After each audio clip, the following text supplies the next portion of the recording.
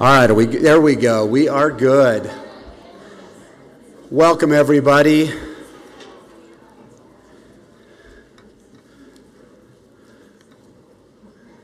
What a beautiful sight. This is, as a program director, this is always such an amazing day to look back at the 3 years that have been and to be so excited for the future that lies ahead of our graduates. So I am Brandon Mickelson. I am the program director of the base residency here in Pocatello, and I will be, I guess, your MC for this event tonight. It's been an amazing day. Many of you have been involved in different parts of it. This is a different day than I think we've ever had. I started with some people at my house for breakfast this morning, and then we had kind of the 30-year celebration that some of you were part of, because this is our 30th graduating class. So well over 100 physicians that we've seen come out of this residency, many of which are in the state of Idaho, and many of our graduates today are staying in the state of Idaho, which is, yes, our goal is to train amazing physicians, but we also really want to take care of the people in Idaho. So thank you to all the family and friends that are here. We recognize that you've gone through a lot of blood, sweat, and tears and worries, just like we have in trying to get your loved ones here. And many of you parents years ago, hoping that you could get them to just graduate from high school, let alone graduate from residency. And so this is an extra sweet day for you. So we usually start off our graduation hearing from a lot of our sponsors. And our sponsors ended up giving a lot of their talks and speeches at the 30th year celebration earlier.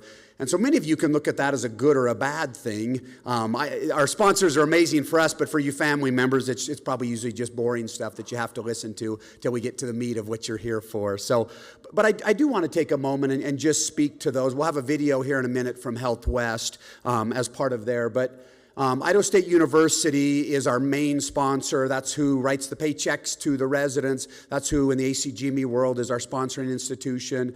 And they are incredibly supportive. They do everything that they can to help these residents have the best education that they can. Rex Force, who is my boss, the VP of Health Sciences, got sick this morning and was unable to be here. And that's why he's not with us here today and otherwise would be. John Abreu gave really a great talk at our 30-year celebration about 2 hours ago. And the only thing that I'll mention from his talk, which it was wonderful to hear him say this, because I've experienced this, but most money people really just think about the hospital itself. And Portneuf has been amazing. John Abreu has been amazing about recognizing the value that education brings to the hospital and to the community, and knowing that maybe they're going to lose some money today, but they're going to earn some money as we take better care of patients down the road. And so incredibly grateful for Portneuf Medical Center and the wonderful support. These residents get great training that they do there in the hospital, and so just a great partner. And so I know they're not here, but if you just join me in a round of applause for our wonderful sponsors.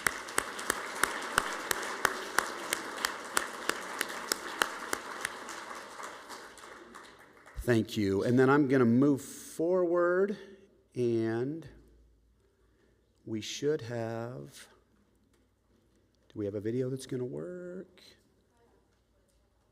Do I need to hit again? Nope. Nope. What do I need to hit? Oh, there we go. Actually.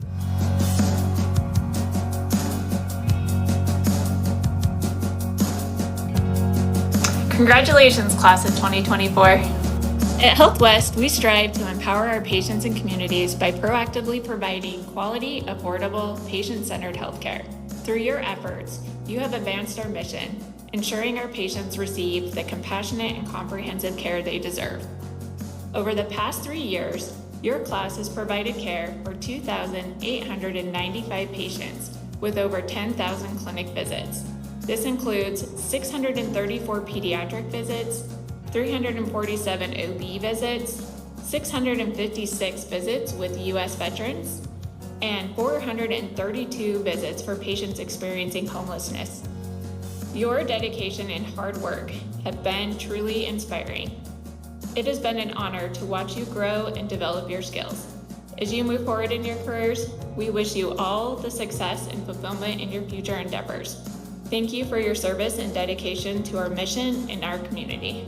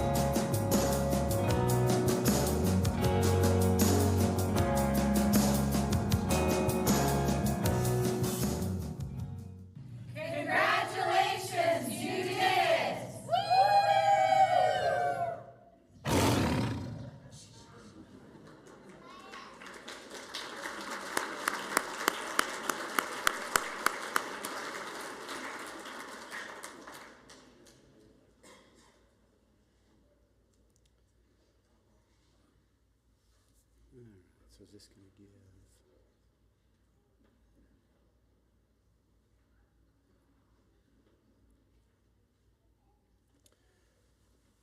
Okay, so at the beginning of graduation, we always like to introduce our incoming interns in pharmacy, in psychology, in family medicine, and then with that, we have a little bit of a presentation for the white coat ceremony. And so probably the easiest is I will take care of those who are not with us today. And so Amy Sutherland is our incoming psychology resident that will be joining us. For those of you who are not aware, we have an amazing program where we have a collaboration with the University of Utah for a general psychiatry residency that does the first 2 years in Salt Lake City and then 3 and 4 in Pocatello. One of the overarching goals of residencies is to put physicians in that area. Pocatello has had a psychiatry dearth for forever. So those of you who saw the clinic right across the street, right next door to the clinic, in about 6 weeks, there will be a new psychiatry clinic opening up with the first set of graduates from this program helping to open and run that. And so that is going to be just a phenomenal benefit to Pocatello and Southeast Idaho. And so we are super excited about that. And so this is the first graduating class this year. And so starting in Pocatello, we will have what you see up there. The class of 2027 will be joining us in Pocatello here this July. All right, and so why don't we go ahead and have our pharmacology interns and medicine interns come forward. And so in pharmacology, we have Mary Cutright and Kristen Caldwell, if you guys want to come forward. And I'm going to have you guys just come up here and stand. And then we have Shayla Bringhurst, Weston Burrup, Emma Hammer, Nathan Hammer, Braden Leby, Nicholas Longy, Luke Richards, Evan Taylor, Brandon Cox, and Bethany Gold. If you want to just all make your way up here, that's just the easiest, because we're going to have some fun with you in a good way, as far as presenting your white coats and then maybe even some other exciting things. And so then, all right, and so So I've got Lacey and Tony coming up here, and so what we'll do is we will go ahead and present the white coats. After you get those, if you want to go ahead and stay up here, and then I'll bring the auxiliary forward, but I will announce them when they get to that point. And so, do we have pharmacotherapy first, or who do we have first? Just want to make sure we're... All right, so we're there. All right, so Weston, if you want to step forward and grab your white coat. We have the nurses do this, again, very much symbolic that it is absolutely critical for your success that you have an amazing relationship with the nurse, and you will not succeed without them. So I give you Weston Burrup.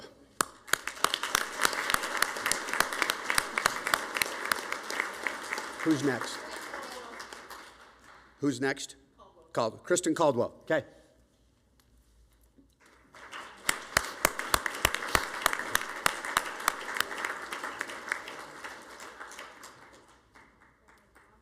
Okay, Brandon Cox.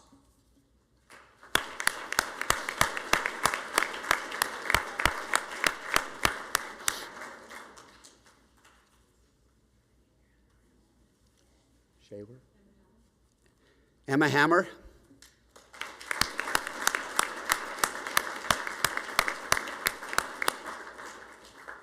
Go out on a limb and say Nathan Hammer next. Is that right? What's that? Nathan? No, they're not so married. All right. All right, so we have Mary Cutright.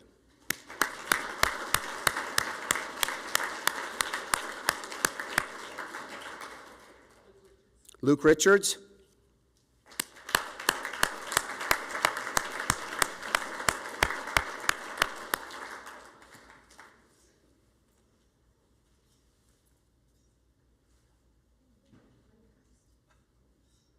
Shayla Bringhurst.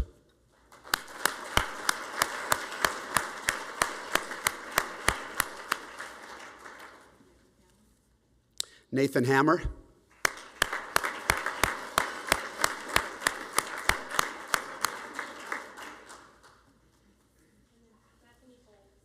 Bethany Gold.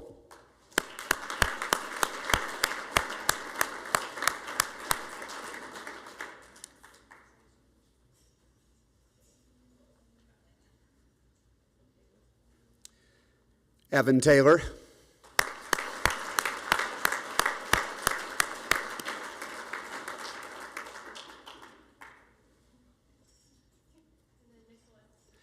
Nicholas Longy.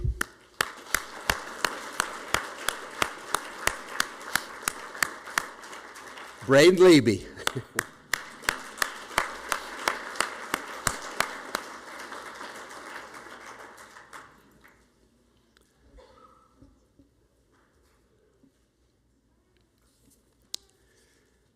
You guys look amazing. All right, one more round of applause. And don't leave. You don't want to leave. You don't want to leave. You don't want to leave. You want to stay there. You really do. Trust me. You want to stay there. So I would like to invite Juanita Grimmett and Janelle Hendricks to come forward with the Portneuf Auxiliary, and they have a presentation to make.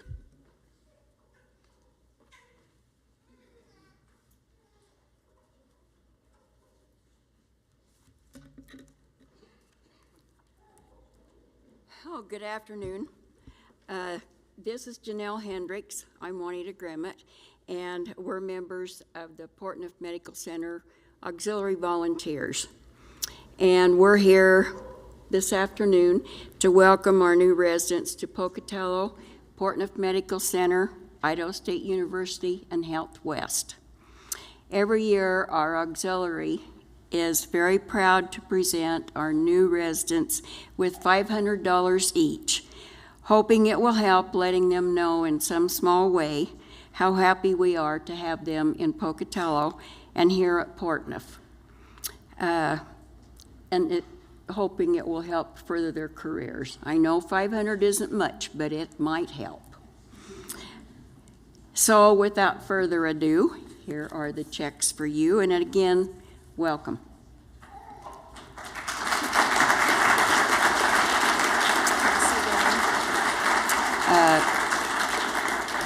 Shayla Bringhurst.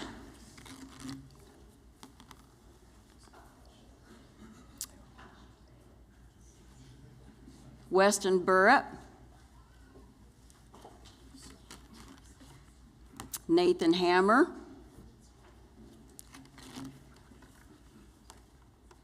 Emma Hammer. Braden Leiby.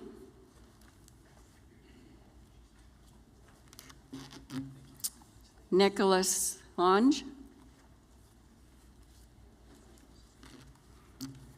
Luke Richards.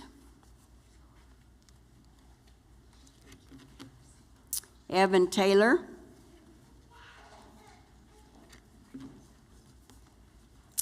Brandon Cox. Bethany Gold. Mary Cutright.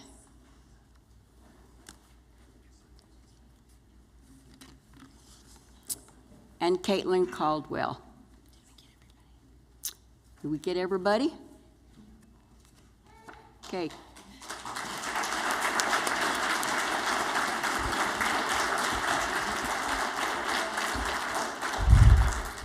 I told you didn't want to leave. You were thinking about it, Nate. I saw you. I told you to want to leave. So, all right, you can now go. So get off the hot stage.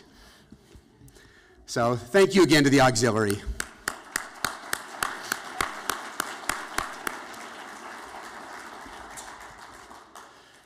When she says 500 is not a lot, she forgets that these are medical students, that 500 feels about like $10,000 when you're coming out of medical school. So it is a huge benefit. I've heard many of the stories through the years from different interns about what that 500 did for them and the difference it made again in just getting food on their table and things like that as they're transitioning to their first paycheck. And so kind that the auxiliary does that for us every year again. Just continues to show that wonderful relationship and support we have from Portneuf. Okay, so we are, all right, so we've got that taken care of. And then I think we have Nick Henry coming up to represent his class and present some of the awards today that were not taken care of yesterday. So come on down, Nick.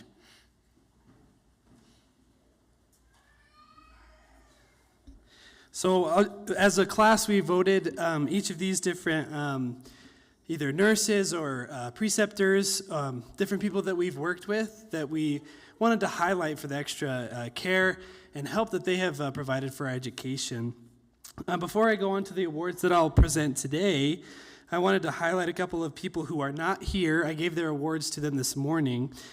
We awarded our Maternal and Child Care Teaching Award to Dr. Robin Lawrence. He is one of our NICU doctors here at Portneuf Medical Center, as well, and he will not be here today, as well as Ashley Sturgis. She is a labor and delivery nurse up at Portneuf Medical Center, and she received the Inpatient Nursing Award, if we give them a round of applause.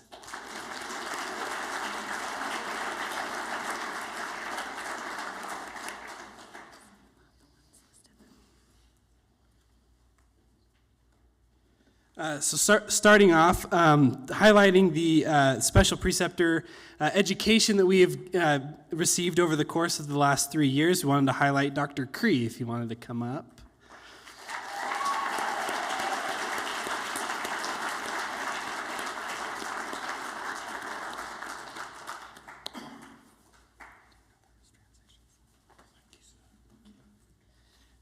Dr. Cree is a huge landmark for this program, and we'll miss him as he slowly retires, if he ever really does. Hopefully he never does.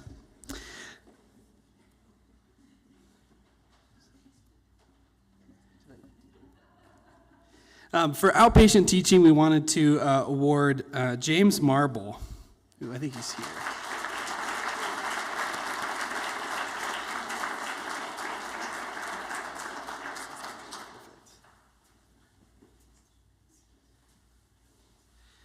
James was a third year when we were interns, and we've learned a lot from him, and we're very grateful.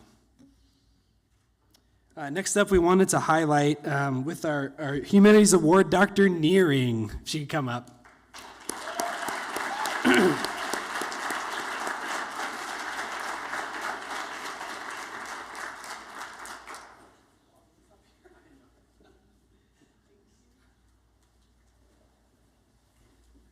over the last couple of years, we have been really blessed to have Dr. Nearing. She does our nighttime hospital coverage, and we have all gotten the amazing opportunity to learn so much from her. For our clinic outpatient nursing award, we wanted to award Lacey Cody. Shoot, come on.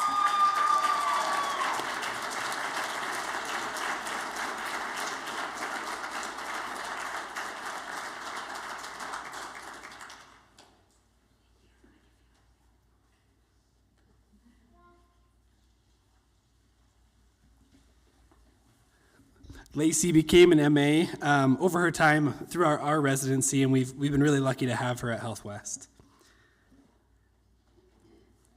Before we move on to that, let me go back. Let's see. And let's see, are there any other awards I missed? For those who weren't there yesterday, we also gave awards. Our class award went to Dr. Weinhold. Can we give her a round of applause?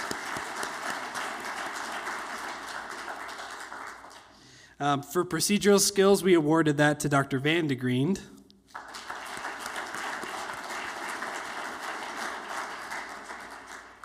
And then for pharmacy education, we awarded that to Jordan Farrow.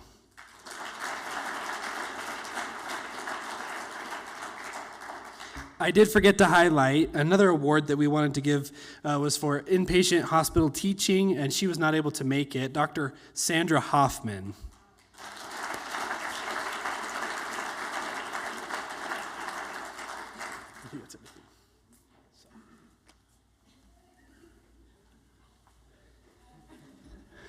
Well done, Nick. Thank you. All right, so John Fenstermaker, you want to make your way up here? John is our amazing fellowship director for the hospital's fellowship, and so he's going to present our two graduates, our first time having two graduates from the fellowship. Yes, just quickly wanted to recognize Dr. Taisha Yagi and Dr. Jessica Mendez, who were our fellows this year. We have a pretty rich inpatient medicine program here, and we were blessed to have two great fellows this year. So they'll be completing their fellowship next month, and both of them are staying in Pocatello, working at Portneuf as hospitalists. So well done, and we're super happy to have you both staying in town with us. Thank you.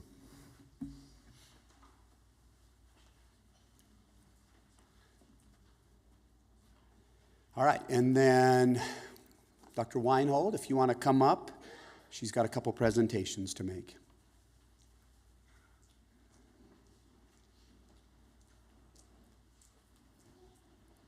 I like walking to the front of the room. So I get to honor residents who have taken some extra steps. Residency itself is pretty dang rigorous. You know, we have 80-hour work week limits and requirements of a whole 4 days off every 4 weeks. And some of our residents choose to step above that and take on additional responsibilities. And I direct both our wilderness medicine area of concentration and our advanced surgical obstetrics training track. So I'm here to talk about those residents. So this year, we have one graduating resident in the wilderness medicine area of concentration, and that is Katrina Spangenberg.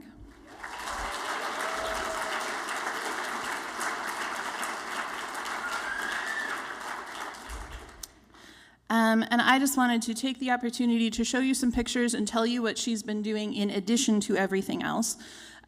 So many of you noticed that at the summer retreat and the winter retreat, we do wilderness medicine lectures and topics. Obviously, they're interactive.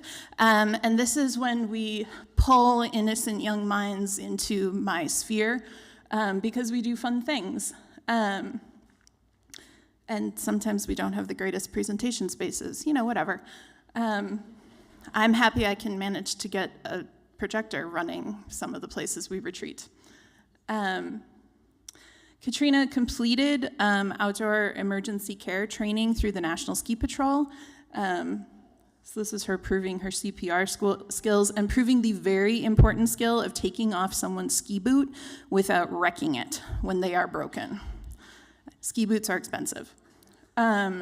This was one of our lift evacuation training days, which is always fun. I like saying that part of my work is hanging suspended from ropes. And this is us, residency ski day. Everyone else was skiing for fun. Katrina and I put on our crosses, and I don't think we actually did any work that day, but we looked like we were.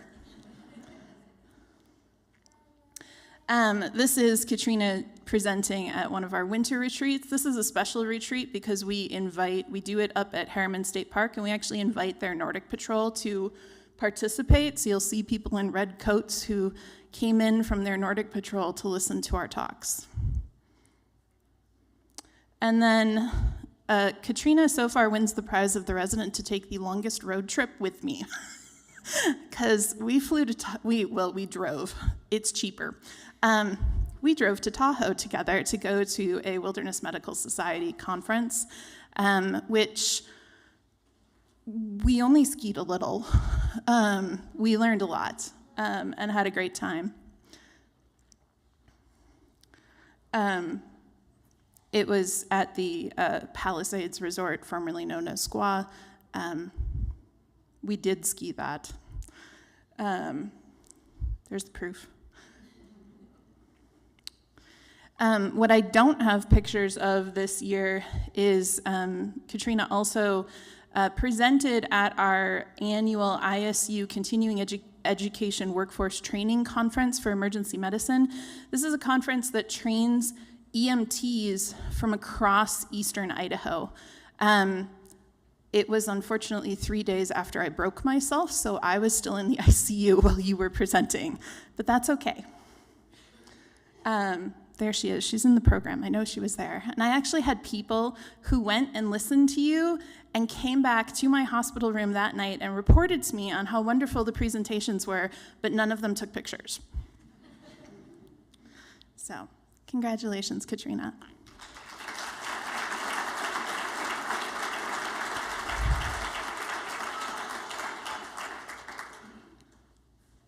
Oh, thank you. I have my cue.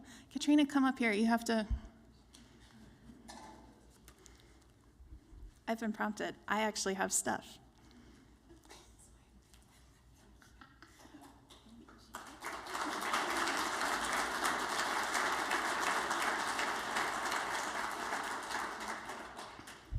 Okay, the other thing that I am also in charge of is the Advanced Surgical Obstetrics Training Track.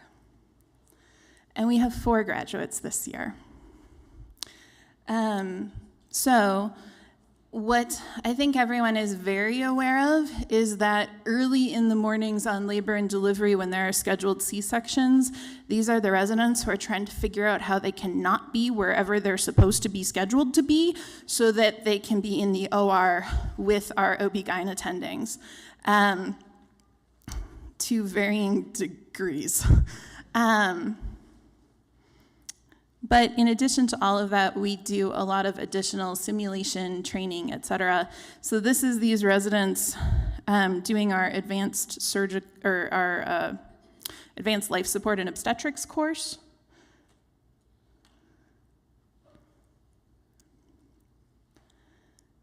You guys must be in this picture somewhere, but I just love that it's a picture of Dr. Cree's shoulder dystocia yoga, which has to make its way into most of my presentations.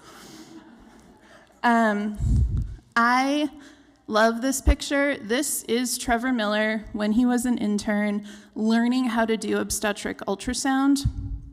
This is Trevor Miller 2 years later teaching obstetric ultrasound as a certified also instructor. Makes my heart warm.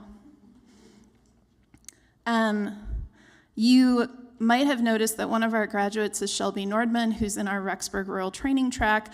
How do you do a dispersed surgical track? Well, this is exactly how. Yay for virtual learning.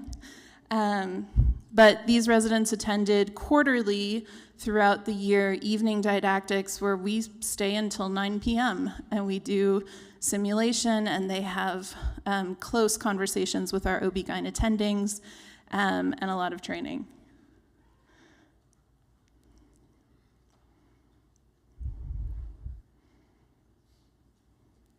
That's our full C-section simulation model on the bottom there. I think they were posing. Trevor looks really posed.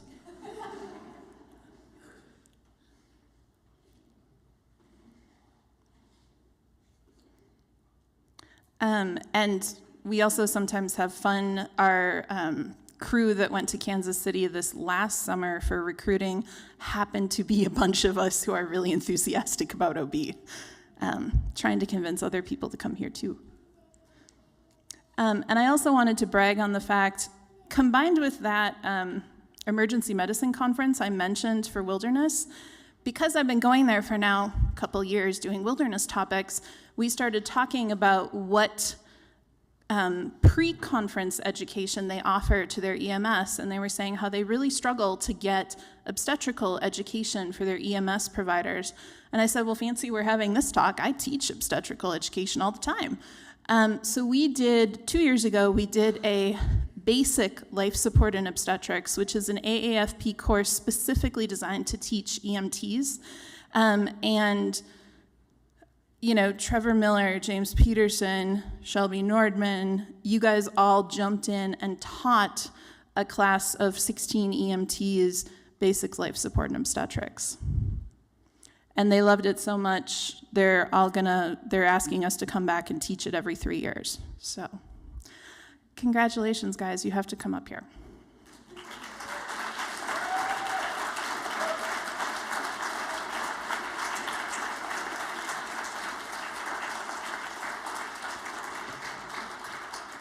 So now comes the proud but embarrassing moment where I'm gonna actually share with you all of their numbers, because when they were running to the hospital at all hours, they mostly logged what they did. So, yes, someone did. She's the blonde one.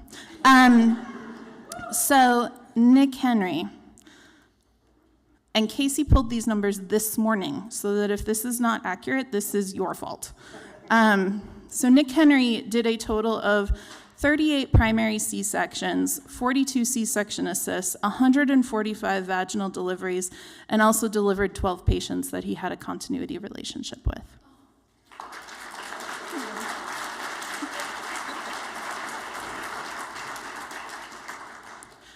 Okay, Trevor Miller did 29 primary C-sections, had 90 C-section assists. He delivered 168 babies and had a total of 30 continuity deliveries.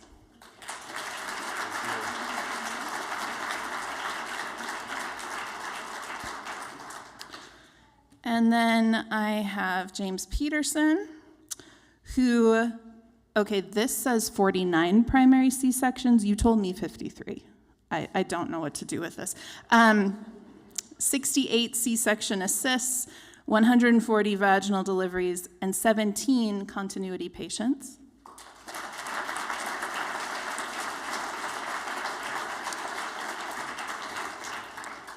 And then we have Shelby Nordman, who is my Rexburg Rural Training Track graduate. There are a lot of babies in Rexburg. Shelby did 185 primary C-sections. For those of you who don't know, that is more than an OB-GYN does in their residency. I am not kidding. She did 47 C-section assists, 255 vaginal deliveries, and 58 continuity deliveries.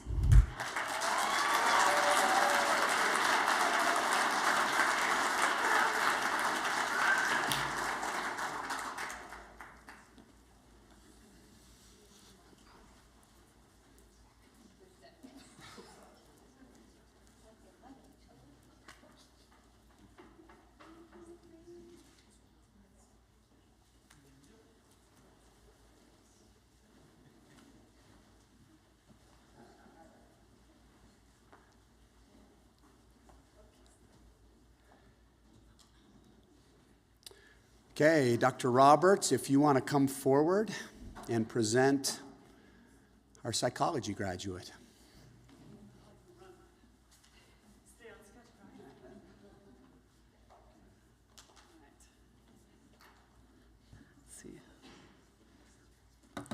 All right, welcome everyone. Today I'm honored to tell you about my lovely psychology intern, Priya. She's right smack in the middle over there. Priya, you gotta wave. Hey, Maria, step closer to the mic. Oh, we're gonna do this. I mean, I naturally have a loud voice, but not that loud, so. All right, Priya has been an absolute delight to supervise. She's a very quiet presence with a smile that can light up a room. I have found her to be extremely hardworking, relentless in learning new therapies, and very reliable. A supervisor's dream, really. However, Priya is a quiet presence, and today I'm happy to put her a bit more into the spotlight, so forgive me. She's very determined, very curious woman who quietly, conscientiously does her thing. I think because she's quiet and humble, she can easily be missed or overlooked. So today, again, I'm taking the opportunity to make sure we can brag on her just a little bit. And yes, she willingly shared most of the information with me, so here it goes. So Priya also shared with me that her friends and family would say the following about her. Contrary to my introverted, reserved nature seen at work, I'm the most talkative and loud among my friends and family. Since we only really get to see Priya at work, I guess we will never know.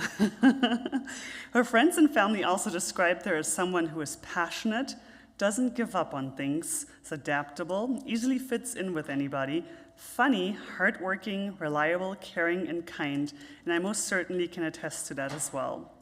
So now we're gonna go down memory lane just a little bit. Let's see if I can make this work. Yay! There's baby Priya, really cute, born on 12/27/1996 in Chicago to the proud parents, Narinder Singha and Amandeep Kaur. You see her here in this little photo. And she grew up almost half of her life in India and moving back and forth a few times until coming to the US in 2014. So here you can see her at the age of 5, where she moved there with her parents. And ta-da! At one point, she might actually, or could have been India's next Olympic hope, as she won the Best Athletes Award for 3 consecutive years during her 8th, 9th, and 10th grade. She was a short distance runner in the 100 meter, 200 meter, 400 meter, and completed a long jump and triple jump as well. Ta-da. So she moved back to the USA at age 10 and then back to India and then came back in her senior year in high school and graduated from high school in 2014 at Washington State, as you can see here in that picture. And then, hold on, I'm a little slow here. In college, Priya actually joined a Bollywood dance team in her freshman year and won first place for their first competition of the year. Any other Olympic tendencies or ambitions, I think, were likely shed at that point, so she was focused on dancing. Priya came to her internship in Idaho solo, but not without securing a hot match prior. Not only her Olympic talents, but also Bollywood dance moves impressed her longtime best friend since 10th grade, who became her now partner. You can see them here in this picture. This is Harry and Priya, obviously. Initially, they met in Chicago for the first time as a couple after starting their relationship long distance. And he continues to live in Canada, and at the time they started seriously dating, she was in Wisconsin, which was in 2017. At this point, Priya pretty much has another Olympic-worthy talent in regard to longest long-distance relationship of 7 years, and they are still long-distance, so I feel for them. It's pretty impressive, but I'm sure it's painful at times. So Priya graduated from Marquette University in Milwaukee in 2019 with a BA in psychology. And you can see her here with her proud parents. Ta-da. And Priya went back to her roots and visited India with her family after 5 years. You can see her here with her younger brother in this picture. And you can also see the Golden Temple pictured in the background. The Golden Temple is the most significant religious place of worship for the Sikhs. And I hope I said this right. So Priya then moved to Oregon in 2019 and started her graduate program at Pacific University. She was originally actually pre-med track to become a general surgeon before switching to psychology as her major in the second half of her sophomore year. She reported that she realized that she liked reading minds, and I totally agree, more than cutting into the body. So, yeah, I wholeheartedly agree. Priya also once had ambitions of being a painter at age 10 and a dancer at one point, and even thought about becoming a lawyer. Yikes, but okay, I'm glad you're a psychologist. This picture shows her last day in Portland, Oregon, with her friends, or her graduate psychology program students, her fellow students. And then in April this year, Priya and her parents' families got together for a little ceremony for an official acknowledgement and announcement for their relationship moving forward, as is customary in her culture. It's kind of like a pre-engagement ceremony, I guess I was told. And you can see the stunning couple in the picture here.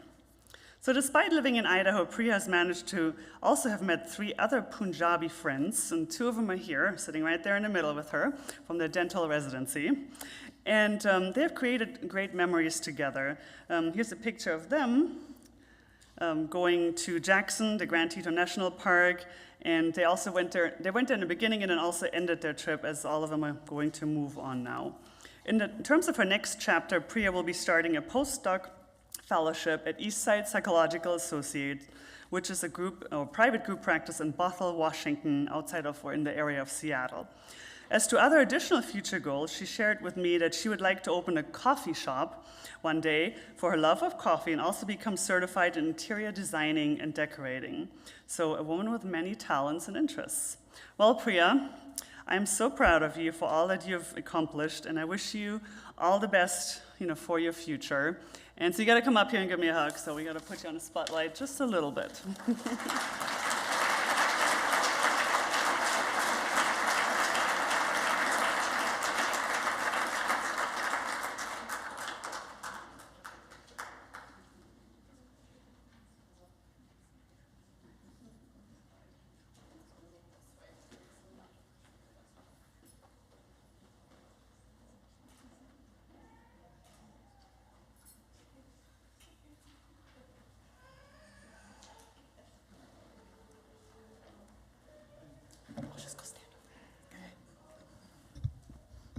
Caitlin's going to take care of me because I did not correlate my my speech to the slides. So Caitlin will click through everything for me.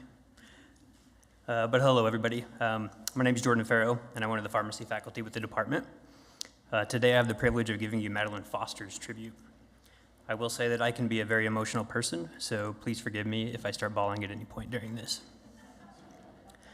First, I'd like to start by thanking Madeline's family, friends, and support systems for their support of Madeline throughout her strenuous academic adventure. This moment would likely not be possible without you. But Madeline was born in Pocatello, Idaho on a stormy morning in May of 1996 to her parents Cynthia and Rick, joining her siblings Nathaniel, Annie, and Laurel. Madeline grew up wearing almost exclusively dresses that made her feel like a princess, and at a young age, she realized the universal little girlhood dream of having a pony. This pony, named Rocky, taught her the importance of collaboration, responsibility, respect, and knowing when to perform an emergency dismount. He also taught her the importance of getting back on the horse, despite the mud on her back, in her hair, and up her nose. Madeline also discovered ballet at 9 years old, and it became the passion that carried her through high school. She met lifelong friends and performed in ballets such as Swan Lake, The Sleeping Beauty, Cinderella, the list goes on, and not to mention approximately 50 performances at the Nutcracker. When she decided that life had more to offer than tutus and short dance careers, she explored many subjects in her undergraduate studies. Her topics of interest included nutrition, biochemistry, anthropology, art history, dance, theater, and literature, and her declared majors changed frequently throughout that time. She eventually graduated from ISU with a Bachelor of Arts in General Studies with a minor in literature. Towards the latter part of her undergraduate studies, she finally decided that career in pharmacy was for her.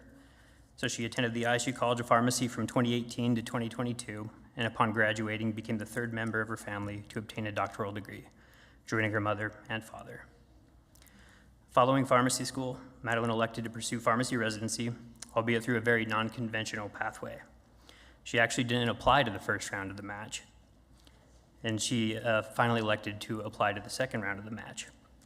I won't fully admit it, but I do remember our program trying to recruit her and persuade her to apply. Although non-conventional, we couldn't be happier that we matched with Madeline, and we all have greatly been impacted by her calming nature and tremendous skill set. Along those lines, if we wouldn't have encouraged Madeline's application or matched with her, then there's a decent chance that she wouldn't have met her partner, Colton. So Colton, you're welcome. And you can buy me a beer to show me your gratitude. Now, I'd like to revisit Madeline's time as a ballet dancer. And I will admit that I had to sharpen up on some of my ballet vocabulary prior to preparing for this.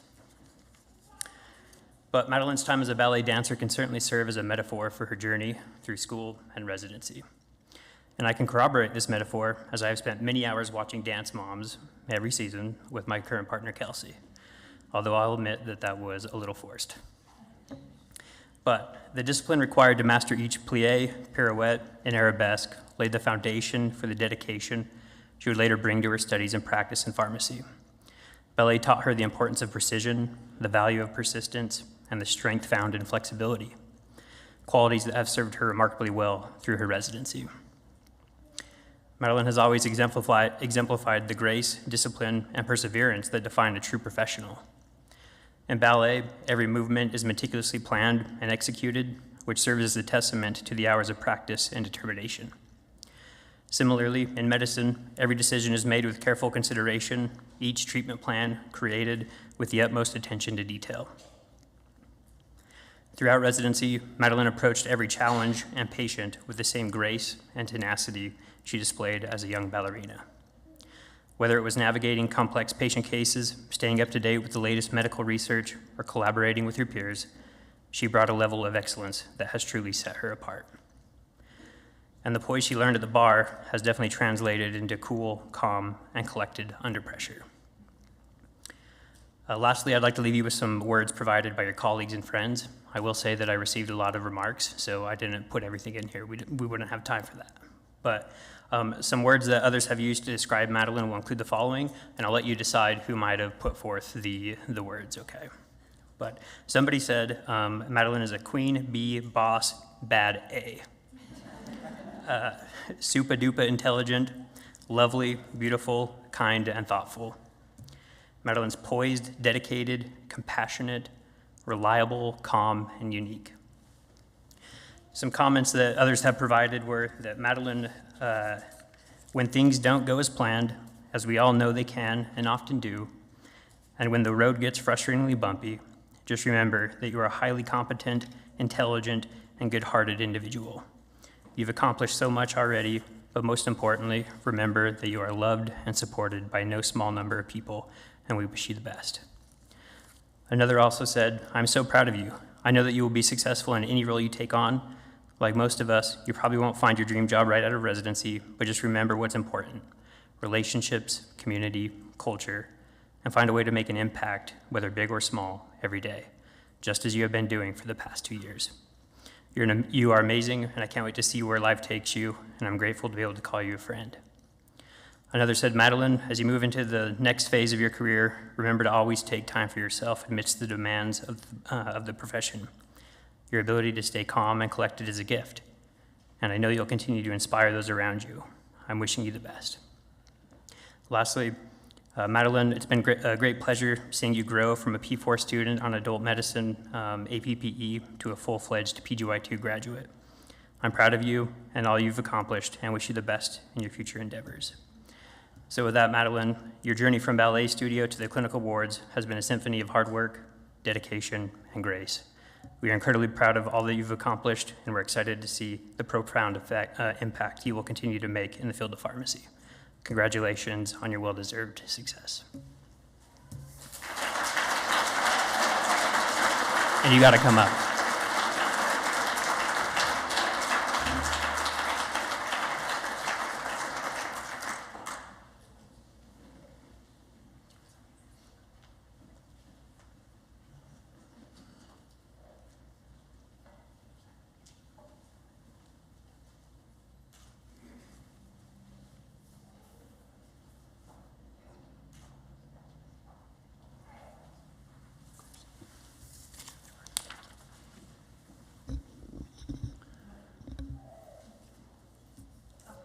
Yeah, I don't. You're fine.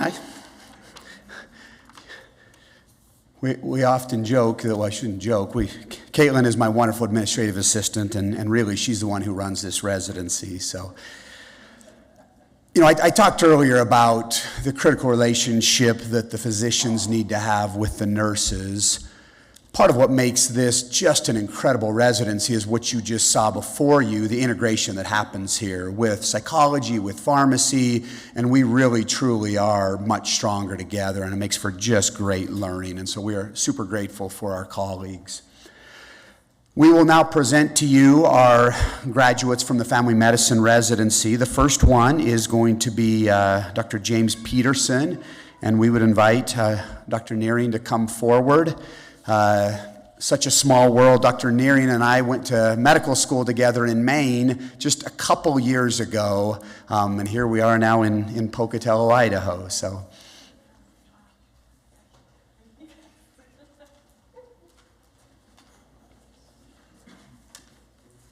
well, hello.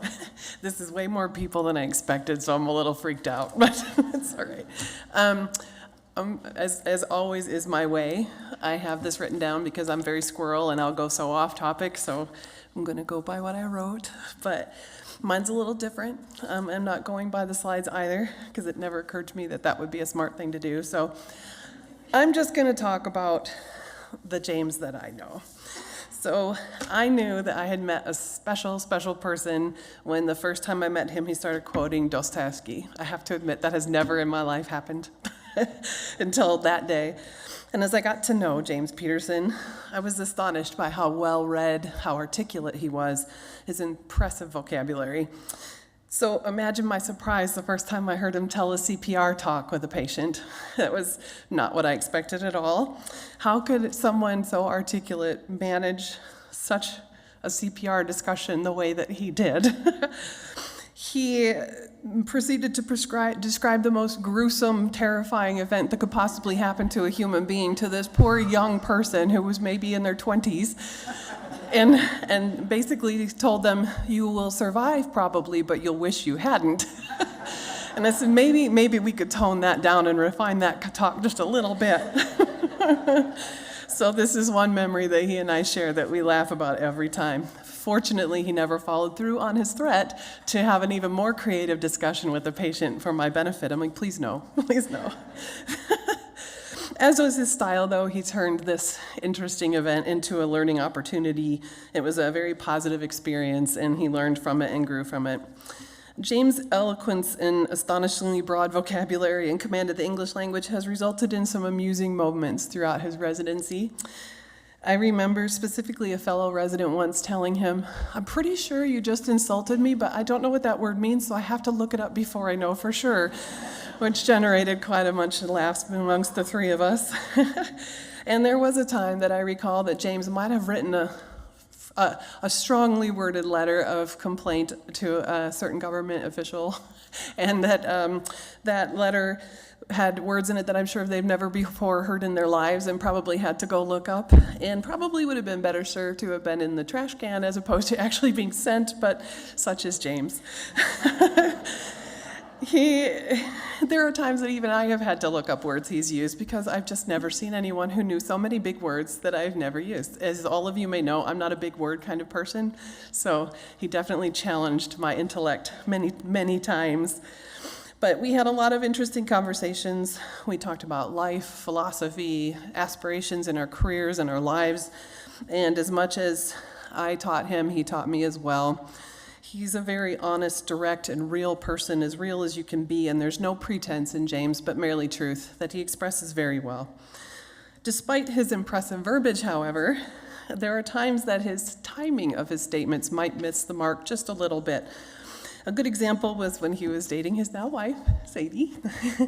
They were taking a walk in the cold weather. It was a very romantic moment, and he chose that time to have a very detailed and scientific discussion about the effects of cold weather on various tissues in the body.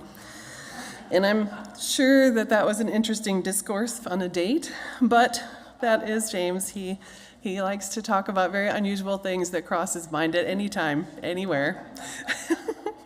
Dostoevsky once said, "How could you live and have no story to tell?" James will definitely have a rich narrative to share. He's always made the most out of everything, regardless of the circumstances. And a fun example of that is when he was dating his wife, and he brought her a batch of gingerbread man cookies and left them on her doorstep. But in the process of bringing them to her, they had broken. So rather than just toss them or buy other cookies to back them up or just give her broken cookies, he set it up like a murder scene and left a sign on it that said Gingerbread Man Massacre. And so in my mind, that is the most unique way to present a broken gift and turn it into something even better than the original gifts, because how awesome is that? So she knew at that time that was a very unusual and special man. But teasing aside, I must say I am so proud of him and so fortunate that I'm able to consider him a friend and colleague. It's his constant thirst for knowledge, his growth, his desire to better himself and help his community and fellows grow that ignites his passion for what he does and for his patient care. He's a thoughtful person. He's introspective. He never settles for things to be just that's how they're done, but always wants to understand the why in every case, in every way. His thirst for knowledge and his understanding of people, life, purpose is one of the things that's a defining attribute for Dr. Peterson, and one of the things of which he should be most proud. It is part of what makes him a great clinician and a great person. He appreciates the wonder and beauty of the natural world around us, never ceasing to see the miracle of the gift that is this planet. He teaches this wonderment of the world to his children. He loves to be outdoors. He loves to be immersed in nature and in the cycle of life. He understands that this is those quiet places where we best hear that still small voice that guides us in our lives if we take the time to listen. The only thing he loves more than that is his love of his family and of his church. The decisions he makes in his life always focus on what is best for all of them and not just what is best for him. He is a devoted father and husband, and whenever he speaks of Sadie and their children, his eyes light up with so much joy and love that it just warms my heart. He's fully committed to sharing his joy in his faith and in this world with his family and those around him. He lives according to the principles that guide his life, practices what he preaches, helps his patients and his friends find their why and live their best life. He wants his community to be the best it can be, and when he moves to Grangeville, which I'm sad about, I have no doubt his impact will be profoundly positive. I know that he has helped me grow, and just as I have strived to help him grow. Like all of you have, actually. All of you graduates have helped me. He has taught me just as much. You have taught me just as much as I teach you, or try to anyway. I admire your tenacity and your dedication, James, your devotion to your family and to your faith and to your clinical excellence, to your work family. Your heart is full, and I'm grateful that I got to know you so well. I'll always count you among my friends, and I will miss seeing you and your family here. We will be coming to see you up there, so just get the room ready, because we'll be coming. And I wish you and your family the very best. I know you're going to do great things. So in the words of your dear Dostoevsky, may your sky always be clear, may your dear smile always be bright and happy, and may you be forever blessed. I know I've been blessed to have time to get to know you, and you have enriched my life, so thank you, James, for being you, and not for just being an amazing colleague, but a friend as well. Thank you.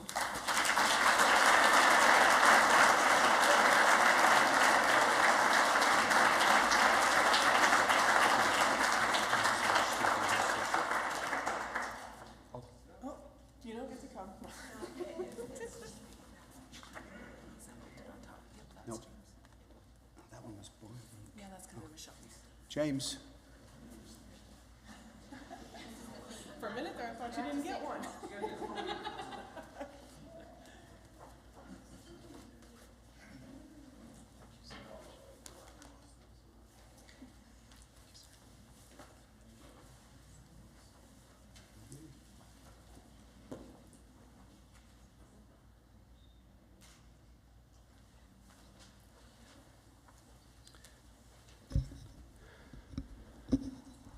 So I guess I'll take just a brief moment. Dr. Nearing, I just wanted to thank you for that presentation, but really on behalf of all the graduates, I can't tell you the number of positive comments I hear about their experience on nights with you. You truly have change the education that happens at night. And I know I speak for all these graduates, so thank you for all that you do. So.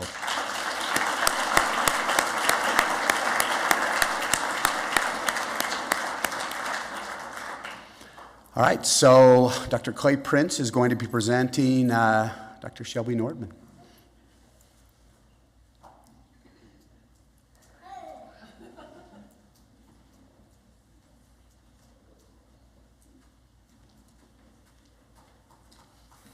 Good afternoon, everyone. I'm here for my first and probably the last time.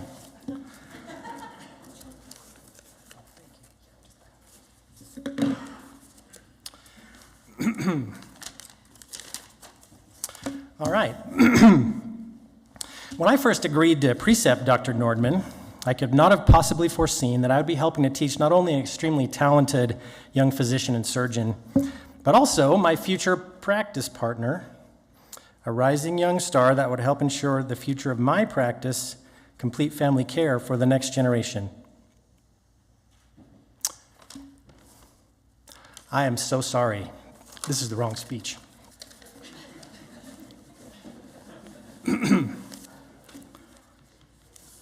Here we go.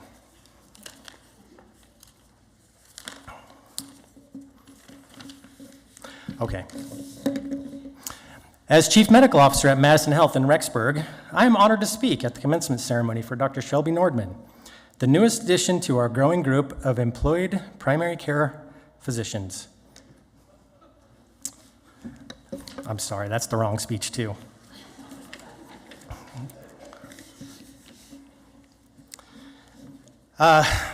Okay, actually, before we continue, could somebody please just tell me what I'm doing here?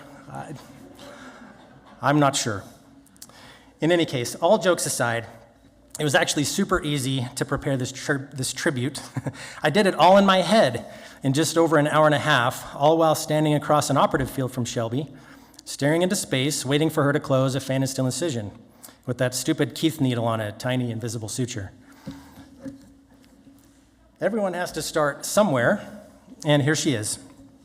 This picture is well known in Shelby's family as the first time she flashed that cute, charming little smile of hers that we all know means, yes, as a matter of fact, I am better than you. In this photo, Dr. Nordman demonstrates that now she will begin precisely closing the fan and steel incision, which, incidentally, she just barely finished yesterday.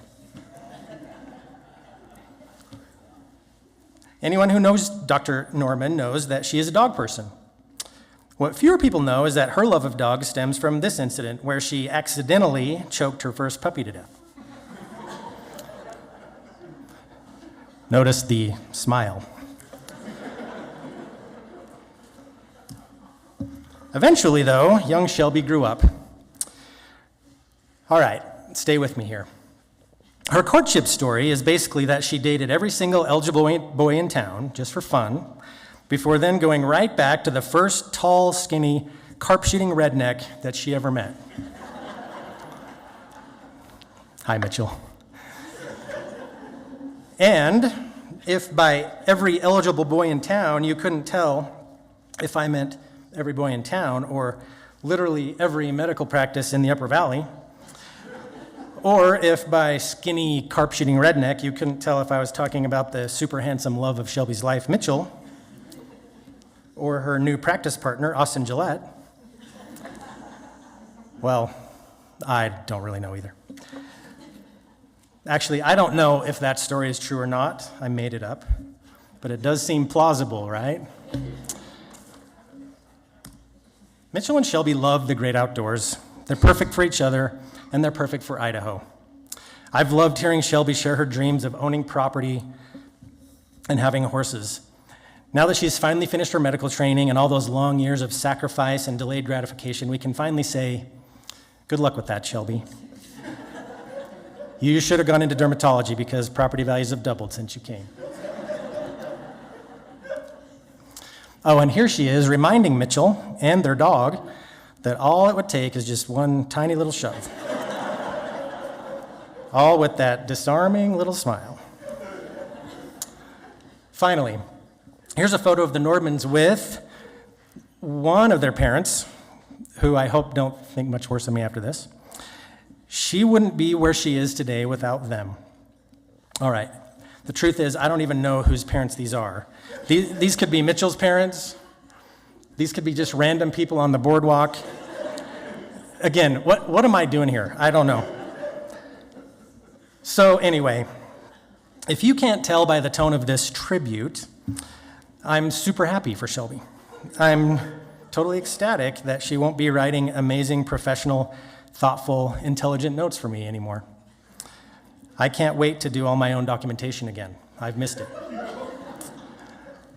I'm not resentful at all that she's a super talented surgeon and that she's done twice as many primary C-sections in her residency as I did in mine. It's no big deal that she's set records for case numbers in her residency that may never be broken. I do care that for all her strengths, she still won't use chromic suture, but that's another story. I'm similarly not impressed at all that Shelby is a truly self-made woman who started as a CNA and worked her way up from there. I'm not jealous that all the nurses and the secretaries and the therapists and everyone knows her name or that she knows theirs. I don't even care that she can work all day and all night and still be chipper and happy, still be flashing that better-than-you smile. So she killed my score on the boards, and she reads a lot, and she looks at data. So what? That stuff isn't everything. I will say that we've gotten really tight with the Normans, so we were really sad when Shelby decided to join Fall River instead of my practice, Complete Family Care. We were so sad that for a while we considered changing the name.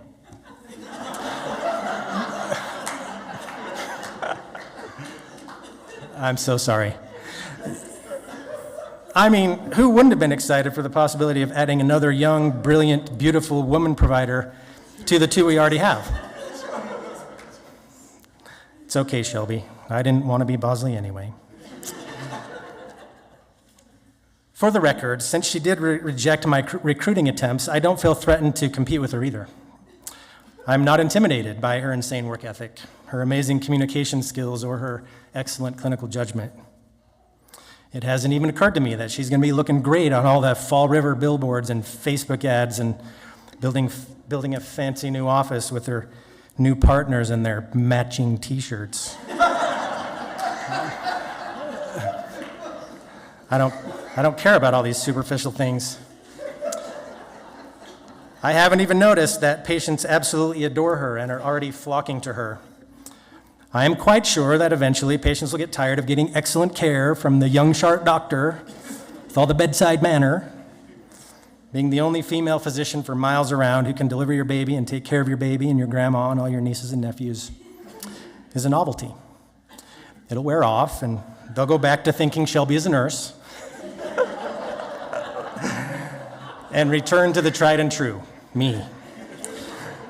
So, as you can see, I'm completely secure in my practice and in my identity as an elder statesman and in my own prosperous, if partnerless, future in the community, which is why I can say wholeheartedly, welcome to our community of physicians in the Upper Valley, Dr. Norman. We're very lucky to have you as a friend and colleague. Congratulations.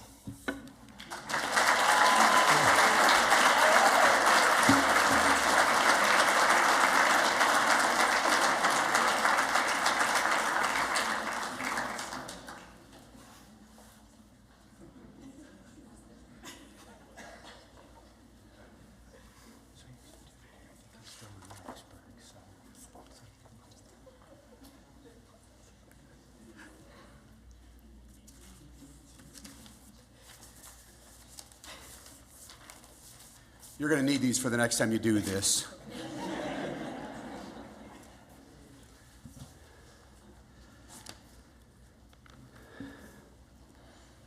All right, so if Dr. Fenstermaker wants to come up, he has our tribute for Dr. Anderson.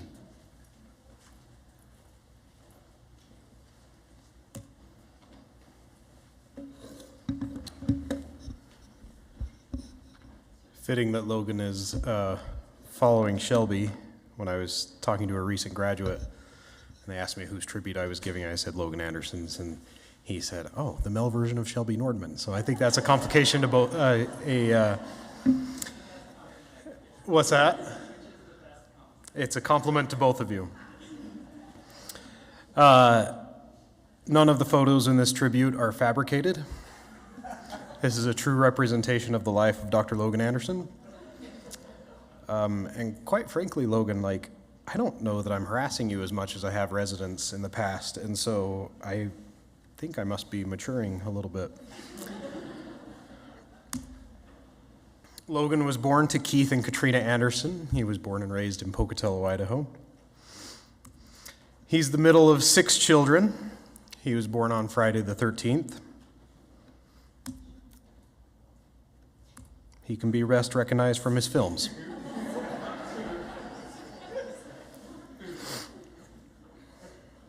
Those are your eyes. I Googled that and it said Logan Anderson, Friday the 13th.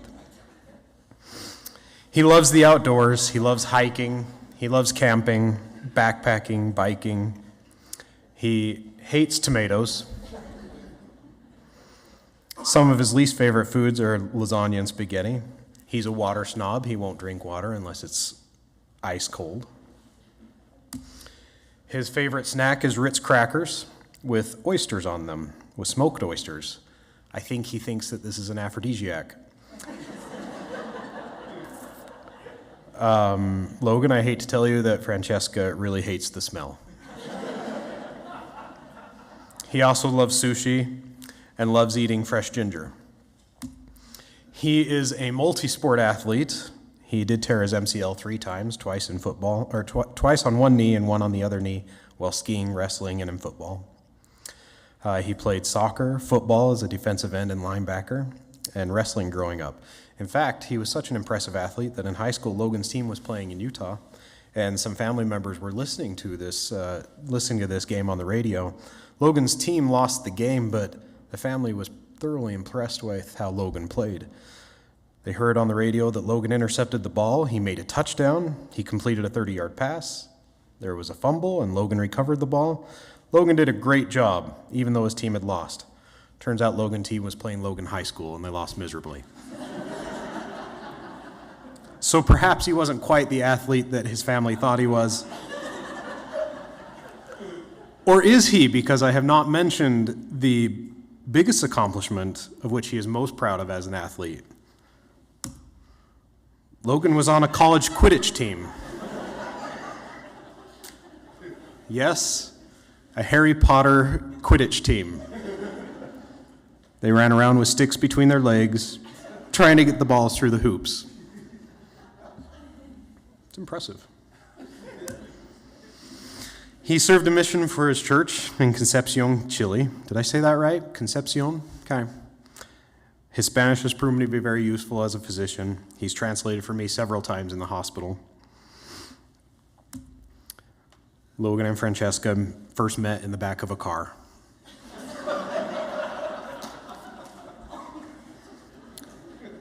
I'm no relationship expert, but perhaps the best place to make a positive first impression is not in the back seat of a car. So they were friends before dating. They liked each other. Logan asked her out several times. She said no, turned him down several times. But in the end, she finally said yes, and she said, I actually probably was being really stubborn because he is a great guy, and she couldn't have asked for a better partner. They were married on August 8th of 2015.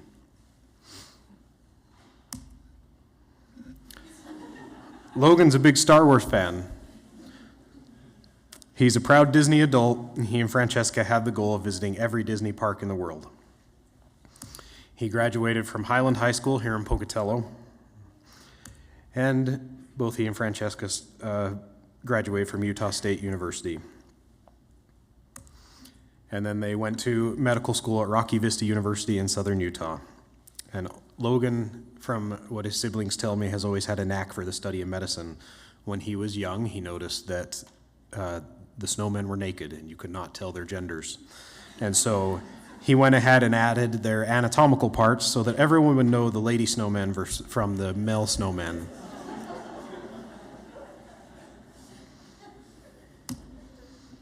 I'm telling you, he's all over the place.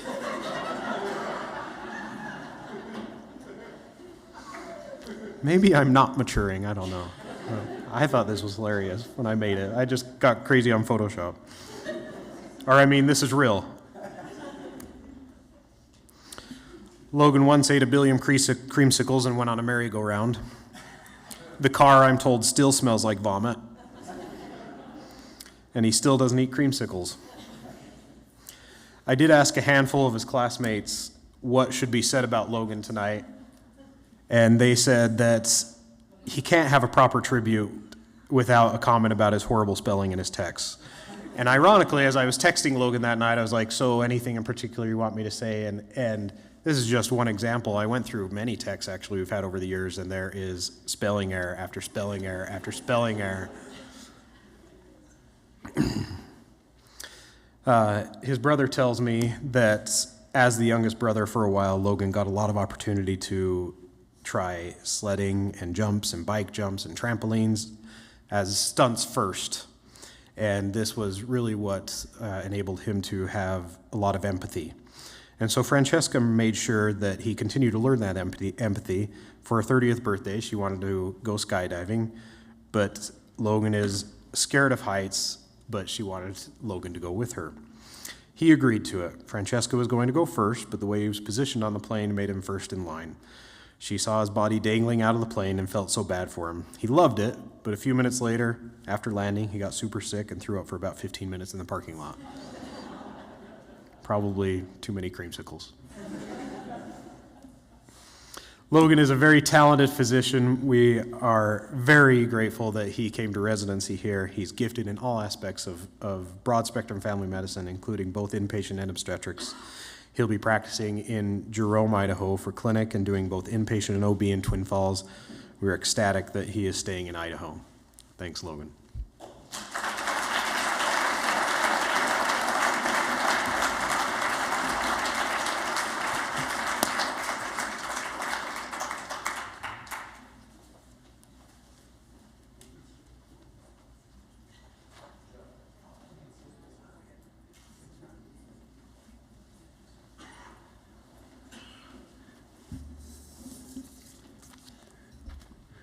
All right, Eric, you're up.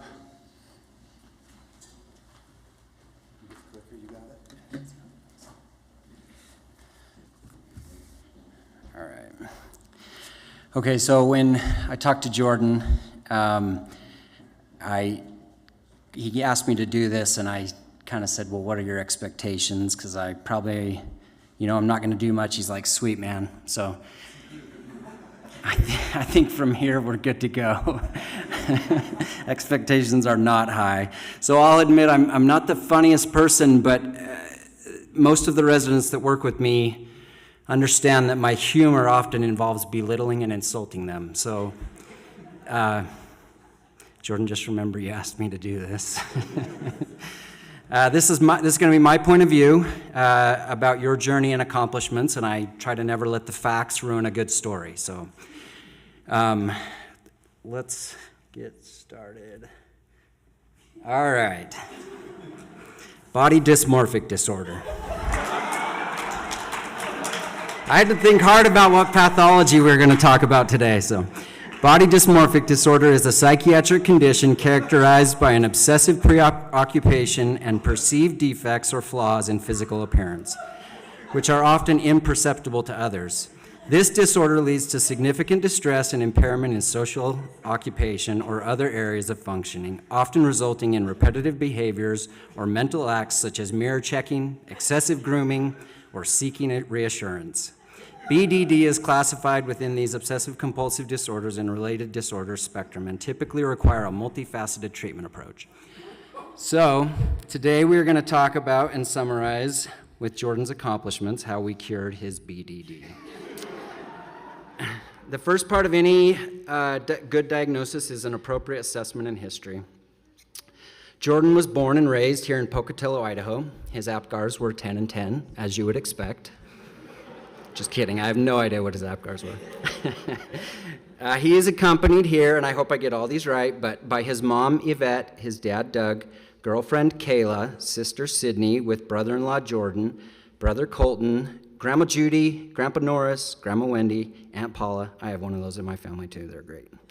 Uncle Jeff and Aunt Jen. The people who couldn't make it, who I was told are just as important, are his brother's family, Jake, Taryn, and Jackson. Jordan grew up having a strong foundation in sports, particularly lacrosse. He was the leading scorer for the Pocatello Bandits while he played there, excelling as an attacker. In high school, he excelled in school and was in honors courses and AP courses, which prepped him for college. Early diagnosis of Jordan was easy. He's a high achiever with a penchant for excellence, efficiency, and a passion for fitness that began with motocross and lacrosse, evolving into weightlifting during undergrad at ISU. So let's start with the treatment, cognitive behavioral therapy. Jordan's journey through residency resembles cognitive behavioral therapy, where he restructures his thoughts from, can I balance all of this, to what his Instagram theme states as, be a man whose actions align with his words. At ISU, he focused on microbiology, also got a master's degree. One very memorable setback was as a sophomore at ISU. For his first 2 weeks, he was disenrolled. Yvette, I want you to know he still may be a little bitter about this. In classes, and had to attend school for 2 weeks, hoping somehow they would let him take the classes and get credit for them. Luckily, it all seemed to work out. The next thing we can't forget to talk about is pharmacotherapy. Jordan's pharmacotherapy was unique. A blend of protein, 200 grams a day, caffeine, and SSRIs, super strong resident ingredients. Sounded funnier on the drive over, I think. These ingredients fueled his long study sessions and in his intense workout routines.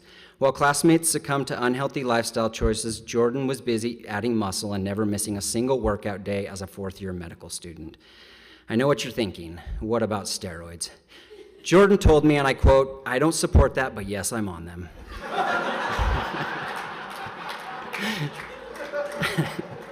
He said, I don't need it, but I occasionally abuse it. Just kidding. The next thing is psychoeducation and support. Much like psychoeducation for BDD, Jordan received invaluable knowledge and support from his mentors and family. He faced challenges head-on, including his parents' divorce while applying to medical school and a life-altering accident at the age of 19. At 19 years old, from May of that year through July, he was paralyzed from the chest down. After his accident, he had surgery, and after surgery, he made an attempt to stand and couldn't do it and kept falling. He lost feeling to his lower extremities and was life-flighted to Salt Lake City at the University of Utah, where he was treated aggressively and diagnosed with acute disseminated encephalomyelitis. Yeah, like that's a real disease. Because of his incredible resilience and determination, he was treated at the U for 9 days when initially they told him he would probably be there for close to 4 to 6 weeks. His improvement was miraculous, and he was able to graduate to outpatient therapy and rehab. Just so you don't think Jordan only works out, he has a bit of a nerdy side in him. Jordan's adjunct treatments include gaming. He was a high school Halo champion and now dominates Rainbow Six Siege. I don't know what that is, but he does. His love for fitness extends beyond the gym to activities like motorbike riding, rafting, kayaking, mountain biking, and fly fishing. He's not all about working out. He enjoys spicy foods, sushi, and Panda Express, and dreams of traveling to Alaska, which is going to happen soon, Antarctica, and Scotland. And an honorable mention is his allegiance to the Pittsburgh Steelers. Every good doctor knows the importance of follow-up. Throughout his life in residency, we monitor Jordan's progress with regular check-ins. Each evaluation shows significant improvement. Even prior to becoming a physician, he had 5 first author publications. As a resident, he has covered 200 BHU shifts and is managing to pay down his student loans, purchase a motorcycle, and buy a Tacoma. His efficiency and dedication were evident in every aspect of his life. Balancing the demands of residency with personal challenges like lack of sleep, possibly from too much gaming, I don't know, Jordan still improved in every aspect. His commitment to fitness, health, and being a physician were evident. He reported to me the importance of the support of his family, especially his mother, who he calls his anchor. She was unwavering. It kind of sounds like Jordan's a pretty big mama's boy. Good luck, Kayla. See, we're connecting, yeah. All right, as his interest in medical school grew, he spent extra time preparing and volunteering at the hospital for at the hospital and for hospice. He found great value in forming relationships with patients and spending time with them. Jordan built strong connections with colleagues and patients alike. His genuine care for patients was evident as he takes his skills to Intermountain Medical Clinic in Pocatello. We know he'll continue to build these connections and excel as an outpatient physician. Allow me some liberties to leave you with some advice. A quick story: in the late 1950s, Captain Joseph Kittinger was a pilot in the Air Force. No one had heard of him until August 16, 1960, when he boarded a helium balloon and flew it nearly 20 miles high to the thin atmospheric line where the sky goes from blue to black. He was above all previous known limitations. Suspended at 102,800 feet, he unclipped his harness and stepped into space. His freefall lasted nearly 5 minutes. His maximum velocity was 614 miles per hour. He plummeted over 80,000 vertical feet before his primary parachute opened. His flight and his jump helped make space travel possible. I don't share this just because it's a cool story. What strikes me so much about this story is not the miraculous height of the balloon or the jump or the velocity. It is the glimmer of greatness when seeing that blue to black line of Earth's atmosphere when it meets outer space. It represents the glimmer and greatness that runs through the human soul. We have it, but it takes willingness to extend ourselves beyond the limit. Jordan, never forget why you started practicing medicine, why you're on this journey. Don't be content with mediocrity now that you've gotten this far. Continue to be hungry and be a better physician and person. In conclusion, much like treating BDD, Jordan's residency was a complex and rewarding journey. His focus on efficiency, work-life balance, and fitness has made him an exceptional physician.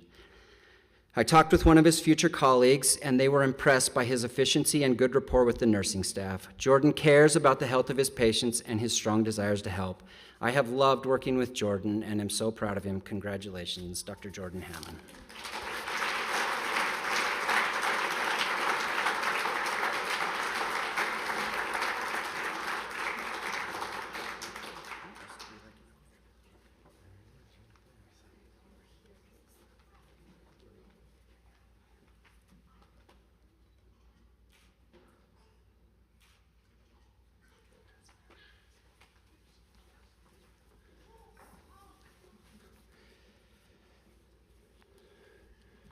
Oh no, Neil Reagan.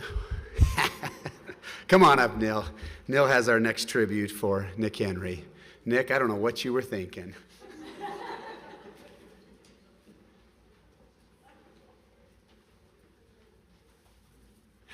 You all have noticed by now how clever some of the speakers are, coordinating the slideshow with their talk.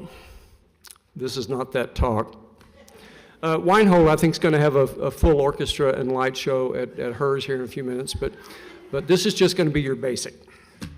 So, I truly am honored to provide Nick's tribute. I gave him 2 or 3 chances to back out, and he never did, which is a testament to his perseverance and other fine traits, which we'll get into in a minute.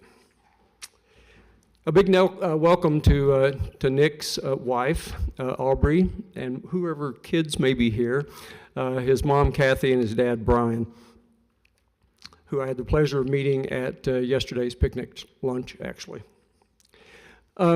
Before I get into this shameless display of hagiography, Kathy, I have to ask you a question. When Nick was growing up, did you ever want to just smack him?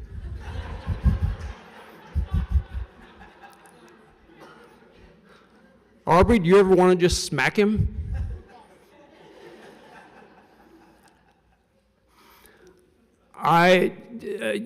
We try to get information and to do these talks from various sources, and I was a little bit remiss. I did contact Aubrey and ask her to provide some input, and when it took a while for her to respond, I thought, well, she's got 3 little kids, she's busy, and she doesn't have time, but mostly I thought, she's collecting a lot of dirt on Nick. No. Nope. This is not, she was not going to provide anything having to do with Nick's deficiencies as a father and husband and all around human being, because according to Tammy Wynette over there, he is perfect and she is standing by her man. Nick was born and raised in Lewiston, Idaho. where his dad was a welder for the paper mill. He's the second in line of 4 kids, and his childhood really sounds pretty idyllic for a boy who likes being outside, the fishing, the camping, the whitewater rafting, and all those kinds of activities. Nick was a very good student, if a little know-it-all-y, which shows how personalities get set pretty early and stick with somebody. The one thing that kept Nick from becoming truly unbearable was that he was not an especially good athlete. Baseball, no. Basketball, no. Soccer, no. Now, he did get into wrestling and football, which provided an outlet for the latent rage lurking in every short man, and did pretty well at those sports. Working at a local movie theater gave him a chance to play action hero, at least in his Walter Mitty mind, every week, and gave him an opportunity to see worlds outside of Lewiston. In fact, after graduating from high school, he went on to Brazil, where he did a 2-year church mission and was able to enjoy all the benefits of learning about another culture, another language, amazing food, an amalgam of indigenous and European and African, and it was overall an amazing experience for him. It was after coming back home that Nick started seriously thinking about a career in medicine, and in order to stick his toe in the water, he did some shadowing at a local ophthalmology clinic. And it didn't take much time at all for Nick to decide, well, that's what I'm going to do. I'm going to be an eye surgeon. At BYU Rexburg, he majored in biochemistry and pre-med, and mostly majored in fly fishing. On Henry's Fork, which is a tributary of the Salmon River. Quite beautiful. I've never seen it. After wrapping up at BYU, he moved back to Lewiston, moved back in with mom and dad to study for the MCAT. And it was very fortunate for him and for us that he actually took the test before meeting at church a lovely, smart, athletic young woman, and Nick was smitten. No, he was gobsmacked. This was Bridgerton on the Panhandle. In 6 weeks, they were engaged, and 6 more weeks, they were married, artfully between harvest season and basketball season. So when the newlyweds moved on down to Salt Lake City then for Nick to attend medical school at the University of Utah, he was still thinking at that time that he would become an eye surgeon. So in his first year of medical school, he actually did 4 research papers in ophthalmology. And around the time that he got to the 4th one, he decided, it was an epiphany, really. Eyeballs are boring. I don't think I can do this the rest of my life. What can I do that will sustain my interest for the rest of my life? Well, family medicine, of course. So Nick has really been a stellar performer in residency. He's done a great job in so many ways. In fact, his peers elected him to be chief resident, and he's done a super job representing them as being the go-between between residents and faculty. He has an excellent reputation as being a hardworking, reliable, conscientious, inquisitive, always wanting to be on top of the latest medical knowledge, and mostly not obnoxious about it. I have really enjoyed my interactions with Nick. We've sparred back and forth many times in clinic, and I have learned a lot from him. I hope he's learned a little bit from me, but this is one of the benefits of a residency program, as Dr. Nearing alluded to earlier, of how we all learn from each other. Nick is a reader. Some years ago, he set the goal for himself of of getting through all or at least most of the classics in Western literature, and he's already made quite a dent in that endeavor, which is pretty amazing. Hemingway is his favorite writer, appropriate perhaps for a young Idaho guy who likes the outdoors. I wasn't altogether surprised to hear about Nick's, or to know about Nick's reading experiences, but I was surprised to learn that he himself is writing a novel which he began while he was in medical school, and it's based, at least loosely, on Hemingway's The Sun Also Rises. Now, for those of you who are familiar with this book, you know that it takes place in the 1920s. A group of friends, acquaintances, part-time lovers are traveling from Paris to Pamplona, Spain, for the running of the bulls and for the bullfights.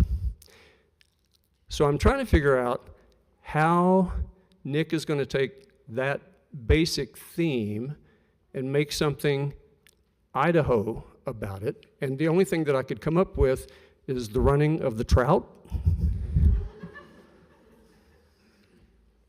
Another thing that you may not know about Nick is his favorite music is heavy metal. And so I get this image of Nick sitting on his deck overlooking his lovely pond in his new property that he and Aubrey have purchased, listening to Metallica and Black Sabbath, and reading Dune, which is another one of his favorite books, as you all know, quite the dystopian thing. I didn't think Hemingway went very well with heavy metal. Dune, maybe so. Aubrey, it'll take a while, but you'll have to get your kids used to this bad part of Nick's personality. Nick's going to be practicing, going to be moving in or joining a small family medicine practice in Salmon, where he will be taking over the care of a lot of medical patients, many of them complicated, and many of them having been taken care of by, well, old farts like me for a number of years. And so he's going to have to take his new knowledge and his all this new stuff that he's learned, and he's going to have to redirect some of these patients. Now, Nick, when you do this, be gentle with these old doctors because they're sensitive. And anyway, it was Socrates, I think, who said, wisdom begins with the knowledge that we really don't know anything. In many ways, you know, we think about residency as being the end of something, and it is. It's the end of something big and also the beginning of something big. One thing that it is not is the end of education, and in many ways, residency is the beginning of education. And Nick, over the course of your next 40 years in medicine, you will learn amazing things. You will have access to amazing technology that we don't even imagine now.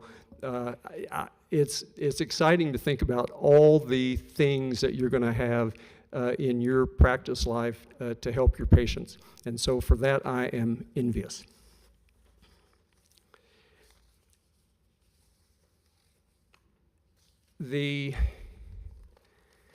Well, I'll stop there because I think I'm about done anyway. But I do have a couple of, I don't think I brought them up here, did I?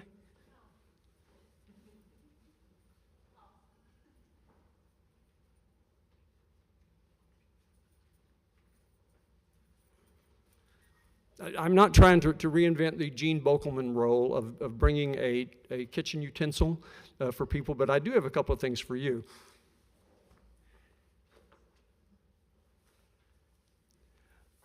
One is a t-shirt, and it says, where is it? Without data, you're just another person with an opinion. This is quintessential Nick Henry.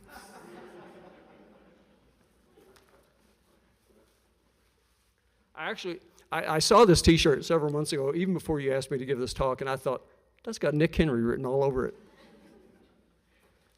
And then the other thing I have for you is a historical novel. It's mostly history, really. It's written by a renowned British historian named Simon Montefiore. And ironically or not, it's called The World. And it basically is a story of human history from before the dawn of time all the way up to now, but instead of focusing on events, it focuses on people. And so I thought it was fascinating, and I've got my own copy, and I've read through part of it, and I'm going to get through the rest of it, but good luck with this. So, Nick, as you and Aubrey and the boys head to Salmon, keep reading, stay curious, be kind. By the time you hang up your shingle, not hang out your shingle, I've calculated this to be sometime in the 2060s, you will have impacted the lives of thousands of people in your community and will no doubt have taught your kids and grandkids, and by then probably a couple of great-grandkids, not only the art of fly fishing, but also the art of a life lived well.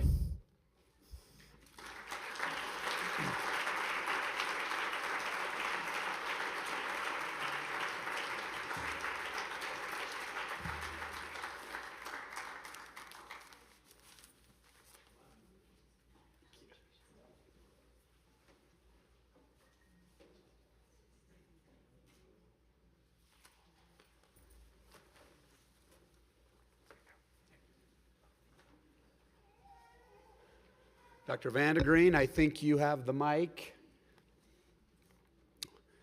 And as we would say, it is Miller time, so.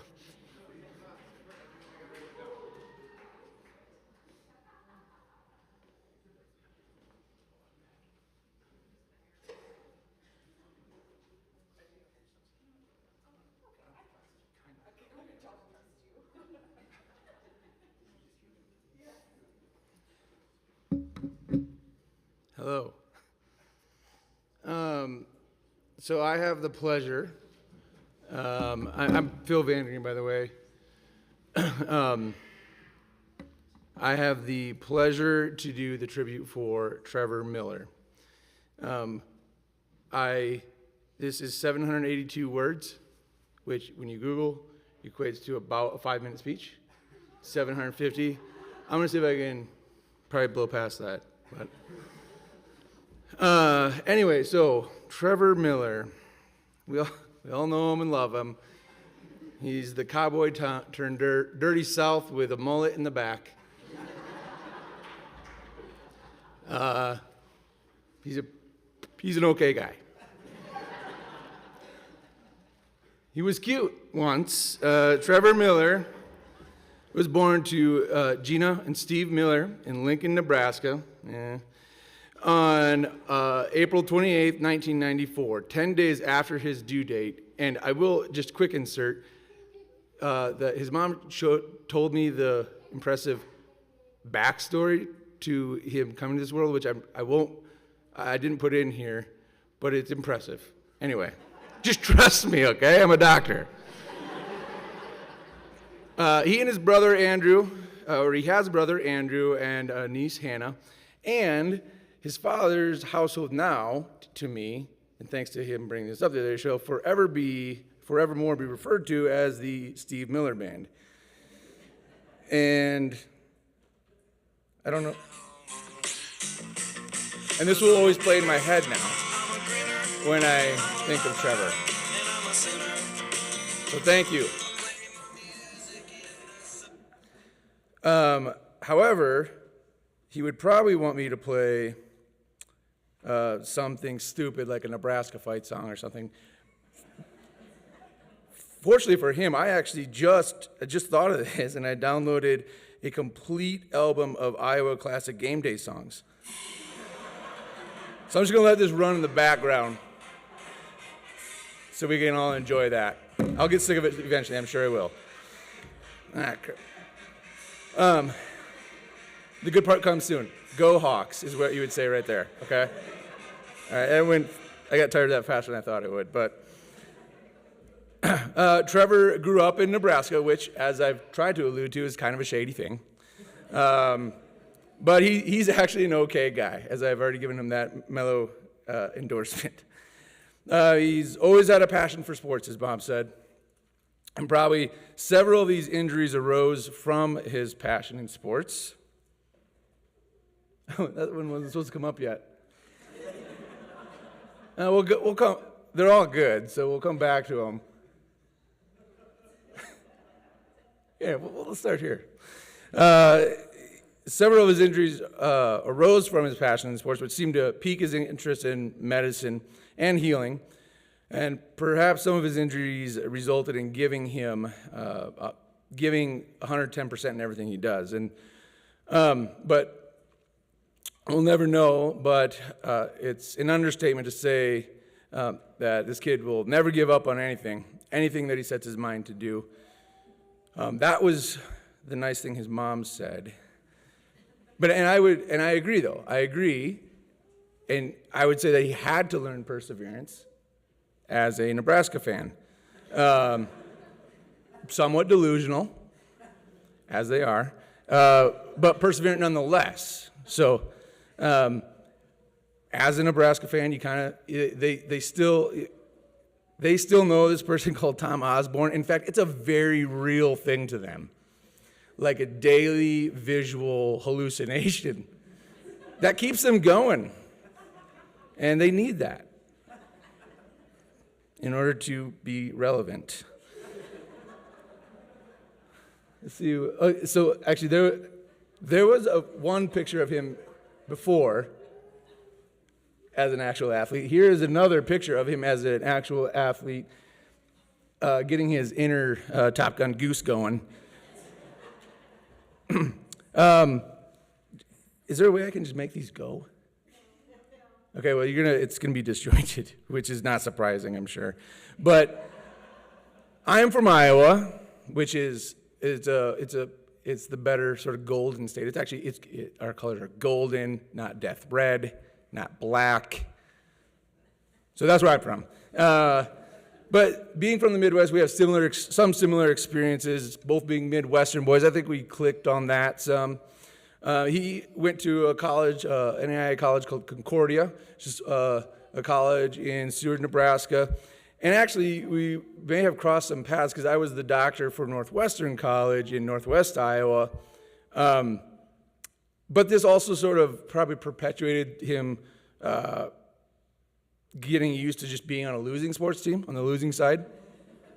We usually beat you guys. Except for Saran, right? Was it Saran? Yeah, I will never say anything about that man. He's the biggest man I've ever seen wrestling. So, if please don't tell him about me. He was a hard worker. He proudly served as a scout leader of his varsity football team. And they, as you saw in that picture, I don't know if this was the picture earlier. God, some of these are so good, though. Was of him on his football team, and they won state, right, Trevor? You guys, as a senior, you won. So, and the winning stopped there, I think.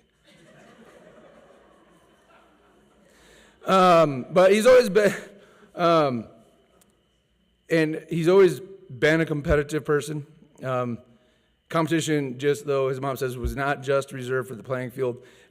When his little brother outgrew him in height, Trevor was bound and determined to be stronger.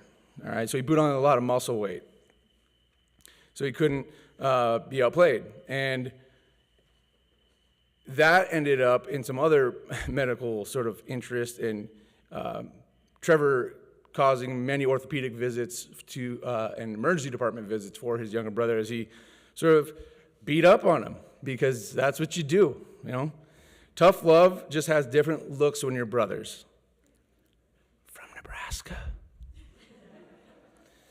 So does taking care of kids in general when you're Trevor. For instance, here he's a role model for kids playing kickball. He's showing them the proper attire that if you were playing kickball in a very sort of nuanced way where you are, again, channeling your inner Top Gun goose, that's what you'd look like. I just want to make sure you guys see you have to you have to make sure there's a little bit of belly showing, a little bit of breeze. There's a lot of timing involved with that, but he's very keen with that, so good job. And this is a good one, all right? This is his niece Hannah, where he's a good role model, as opposed to when he's with my kids. When Uncle Trevor gets to take care of my kids, he is a different role model. So this is from the first time that he took my kids drinking and golfing. You know, kids got to learn lessons, and that's fine. It's fine. You don't want to, eventually he won't embarrass himself, and I guess that'll be due to Trevor. So, thanks, Trevor.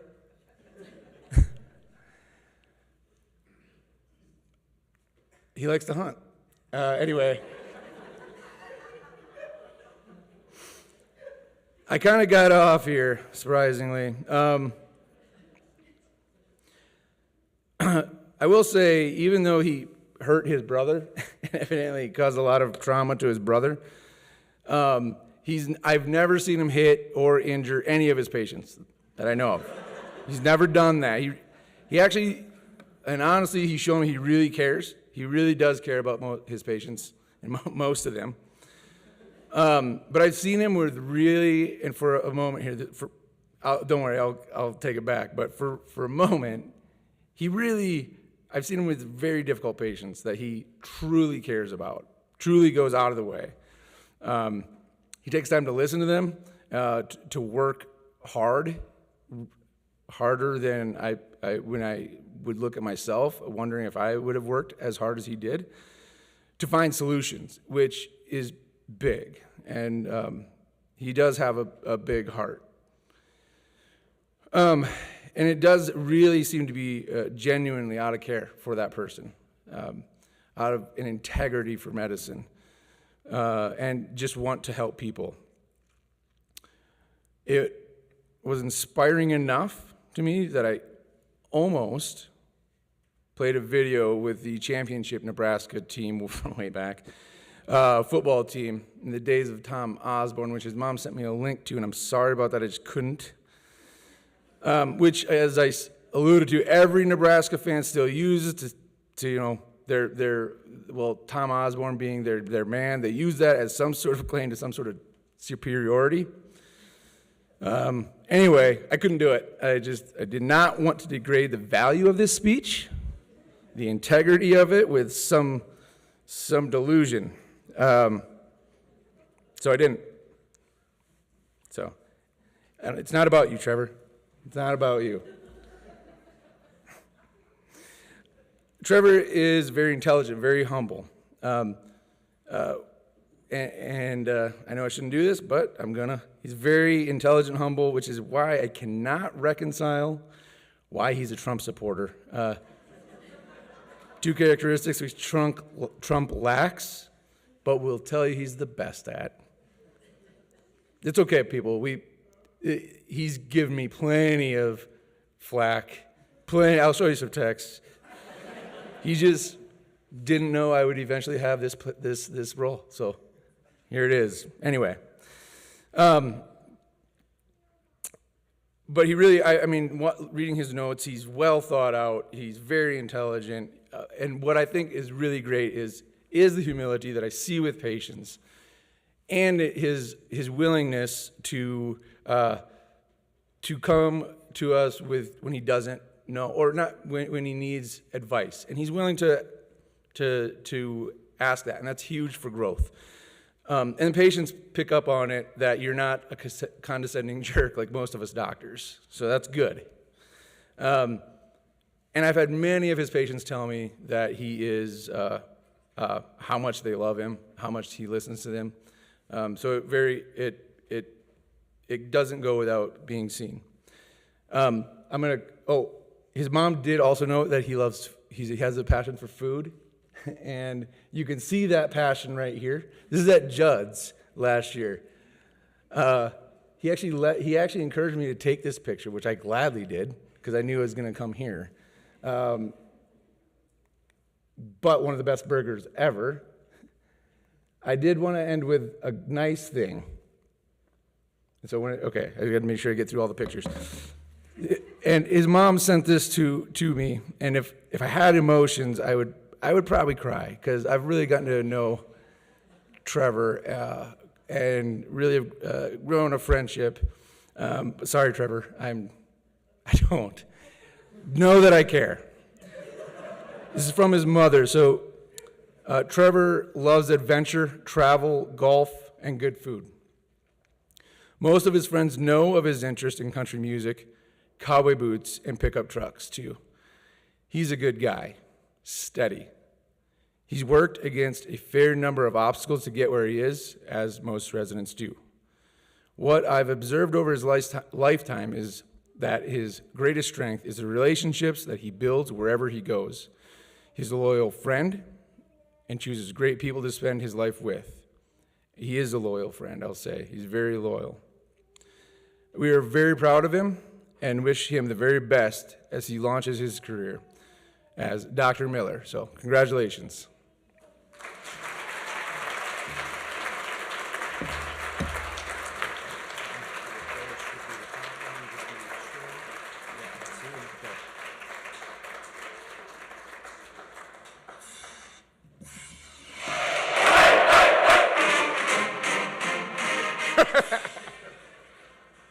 I can't even shut it off. Come step out of the sun. Yeah, come over here. Oh, this way. But that's where everybody else is gone. We knew you were paying attention. I was. Fair point.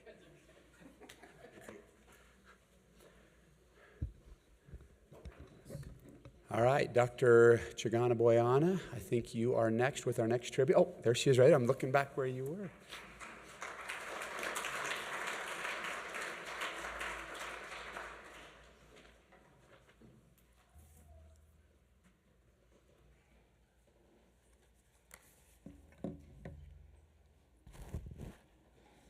Hello, everybody. Good afternoon. I'm Sulabha Chagana Boyana, one of the faculty here at the residency. Thank you all for coming. It's so wonderful to see so many faces here this afternoon to honor our graduating class and also to welcome our intern class. And I also feel truly honored to present this tribute of Dr. Cody Patterson. Thank you, Cody. How many people here watch silly comedy shows like Schitt's Creek, The Office?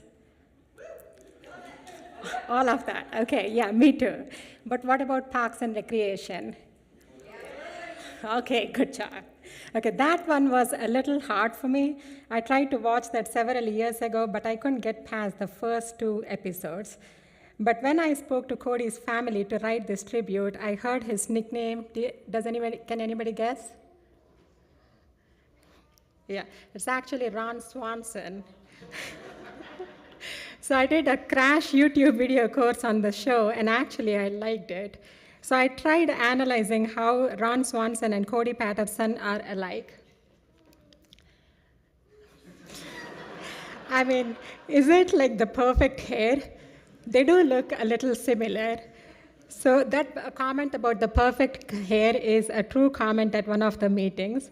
If you know Cody, you would think of him as a calm, introvert, flexible person who, unlike Ron, knows that salads are just not for bunnies and bananas are for potassium. So I wondered, how well do we really know Cody Patterson? Did you know he could quote any line from a movie, from the movies he watched? Did you know he's super witty? Did you know Cody actually stole $1 as a toddler? Cody's mom shared that he was carpooling with one of her friends, and Cody took $1 from their car.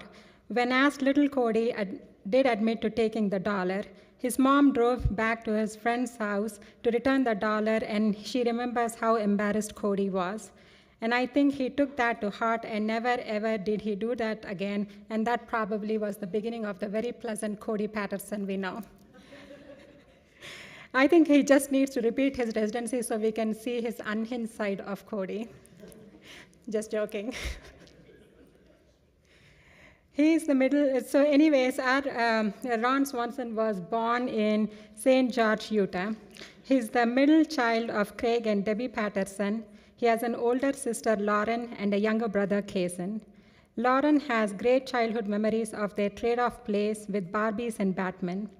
Kaysen idolizes Cody. As a family, they enjoyed camping, hiking, and fishing. Look at that picture of Cody dressed as a little doctor with a mask on. I would say he's a fortune teller. He knew COVID was coming. Cody completed his high school education in St. George, Utah, before leaving to Argentina for his mission for 2 years. He is fluent in medical Spanish. Following the mission, he started his college education at Southern Utah University. During his third year, he bypassed MCAT and was accepted to Rocky Vista University, Denver for medical school, but later switched to be in the inaugural class of Rocky Vista, Utah, to be closer to family. Cody remembers how biology came easily to him in high school and him being drawn to medicine because of his family's share of medical problems. He's the first college graduate from his family. As residency rotations passed, he enjoyed working more and more with his patients, especially elderly. Medical residencies are usually considered overwhelming and mentally strenuous, but apparently not for Cody. His transformation during the residency reminds me of the story of the very hungry little caterpillar going through the stages of egg, caterpillar, cocoon to a beautiful butterfly. Cody went through similar metamorphosis. He started residency, and very soon in his first year, he started dating Kaylee. In his second year, he got engaged and married. In his third year, he had a baby boy, Bodhi. In his spare time, Cody loves to read and listen to audiobooks, mountain bike, and introduce new things in residency such as Enneagrams. This flyer was posted all over the clinic and residency on his birthday. What level are you? 5. You have to look that up. So people at the residency unanimously think of Cody as a very personable, adaptable, empathetic, kind, family-oriented, engaging, accountable, knowledgeable, and as a doc who goes above and beyond for his patients. To me, he is all of the above, and he is also very humble. He graduated summa cum laude from college and didn't mention it one time during the whole time I was working on his tribute. I just knew about it yesterday when I asked him. It reminds me of the quote I love: "The higher we are placed, the more humbly we should walk."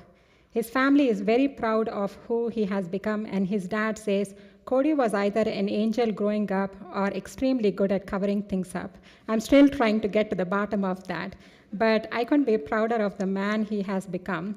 The dedication he put into to become a doctor would make any father proud. His mom is unable to attend graduation today as she is out of the country, but she sends this message on this special day.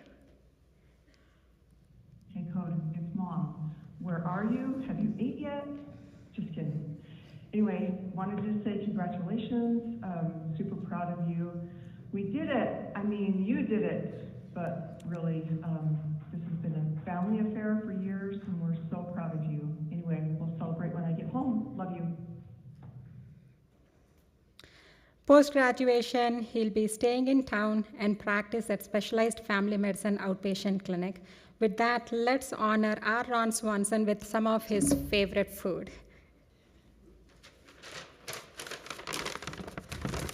I didn't get steak.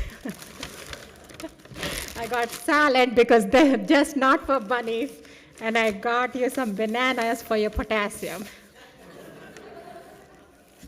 Congratulations, Cody Patterson.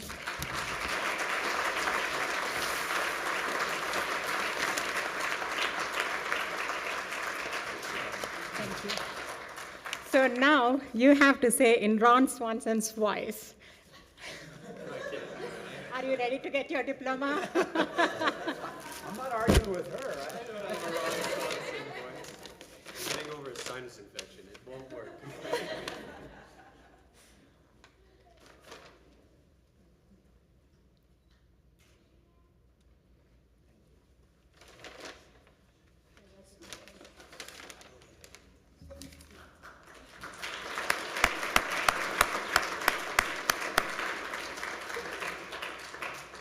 All right, Dr. Weinhold, you are up.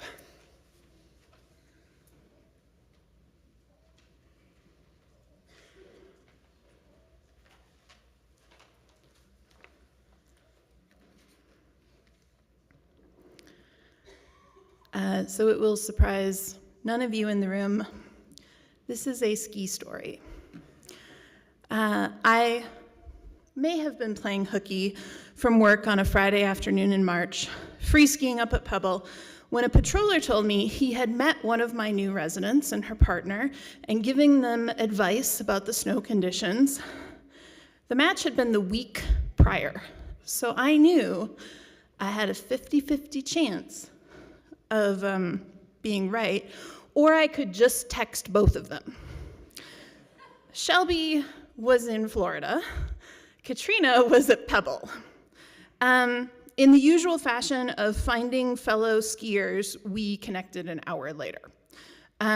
We had 2 hours of skiing together, chatting on the lift, showing them some of my favorite runs at Pebble, which, for the unfamiliar, is full of runs with, let's say, discrete access routes.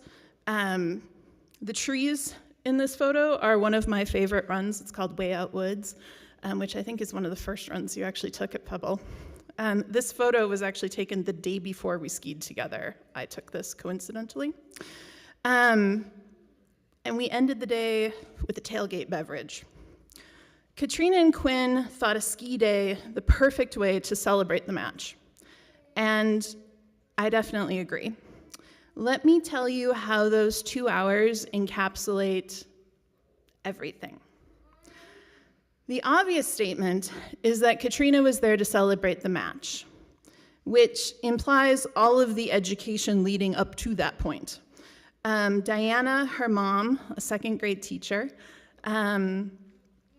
shared that she feels that Katrina's work ethic shows her character. While she was in second grade, Katrina approached her mom, very concerned that her teacher was giving them too much free time. She has always been very focused. While Katrina was young, her dad, Ron, went to school to become a nurse, a model of hard work and dedication for his family. Though it was a complete surprise to the family when Katrina was on homecoming court and she was announced as intending to become a physician. She hadn't told any of them up until that point. And she is the first physician in her family. She received a scholarship through the St. David's Foundation, which is something I did not know, but this is a Texas thing. This is the Neil Couric Scholarship, which is an 8-year scholarship which provided mentorship through her education and financially helped her in undergrad at the University of Texas, Austin, and at medical school at Ben-Gurion University in Israel, which leads us neatly to the next facet of Katrina I discovered while skiing. As her sister Tasha would put it, Katrina is outrageously courageous. Here she was in Idaho, embarking on moving, yet again, to another state.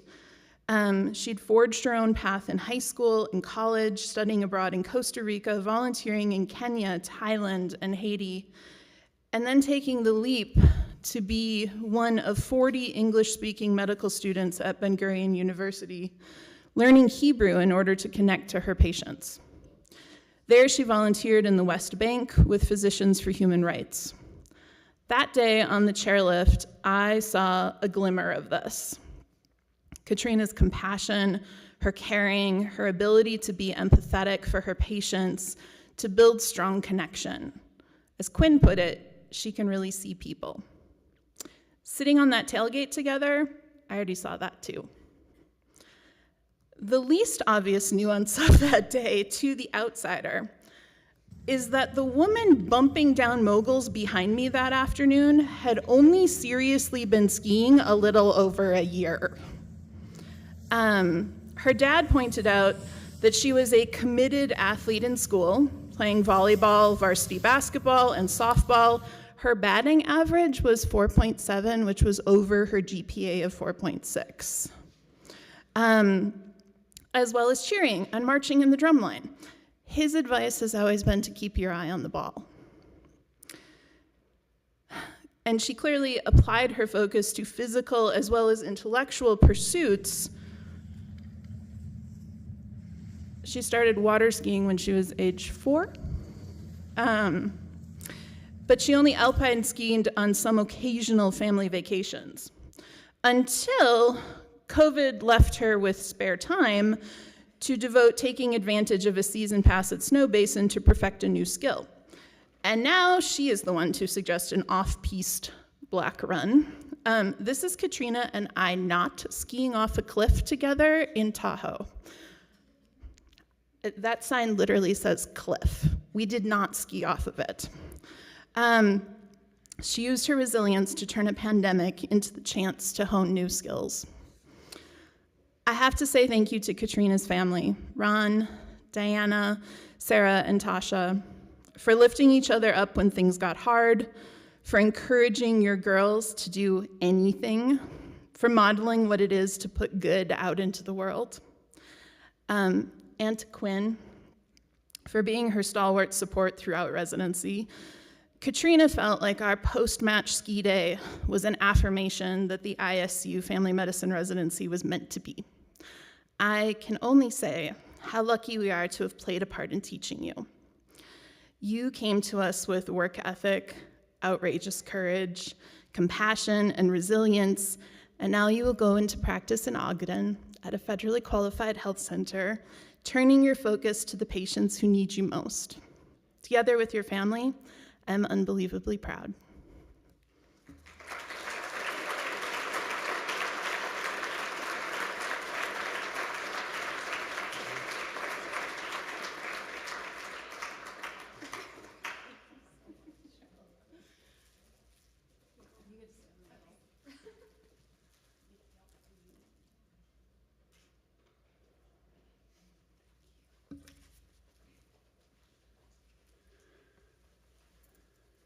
Nick, I think you were going to give some brief remarks on behalf of the graduates.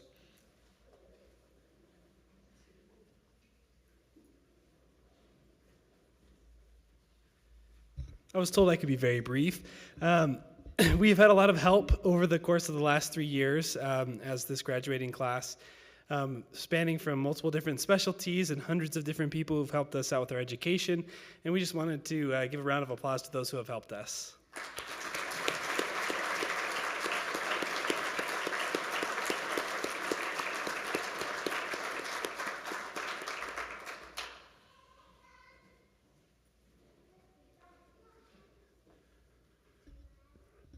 Graduates, it's been an absolute pleasure. We have loved the last 1, 2, and 3 years, depending on how long you were with us in the different programs. Again, I said this at the beginning, but families, thank you. Thank you for all of your support. Thank you for sharing your loved ones with us. Those of us in education, do it for a lot of different reasons, but we are blessed. We are absolutely blessed to rub shoulders with your beloved family members, and we learn so much from them. So thank you. We are so grateful that everybody made it here tonight. On your tables, there are flowers. We would love for somebody at that table to take those with you. And again, thanks for coming. Drive safe.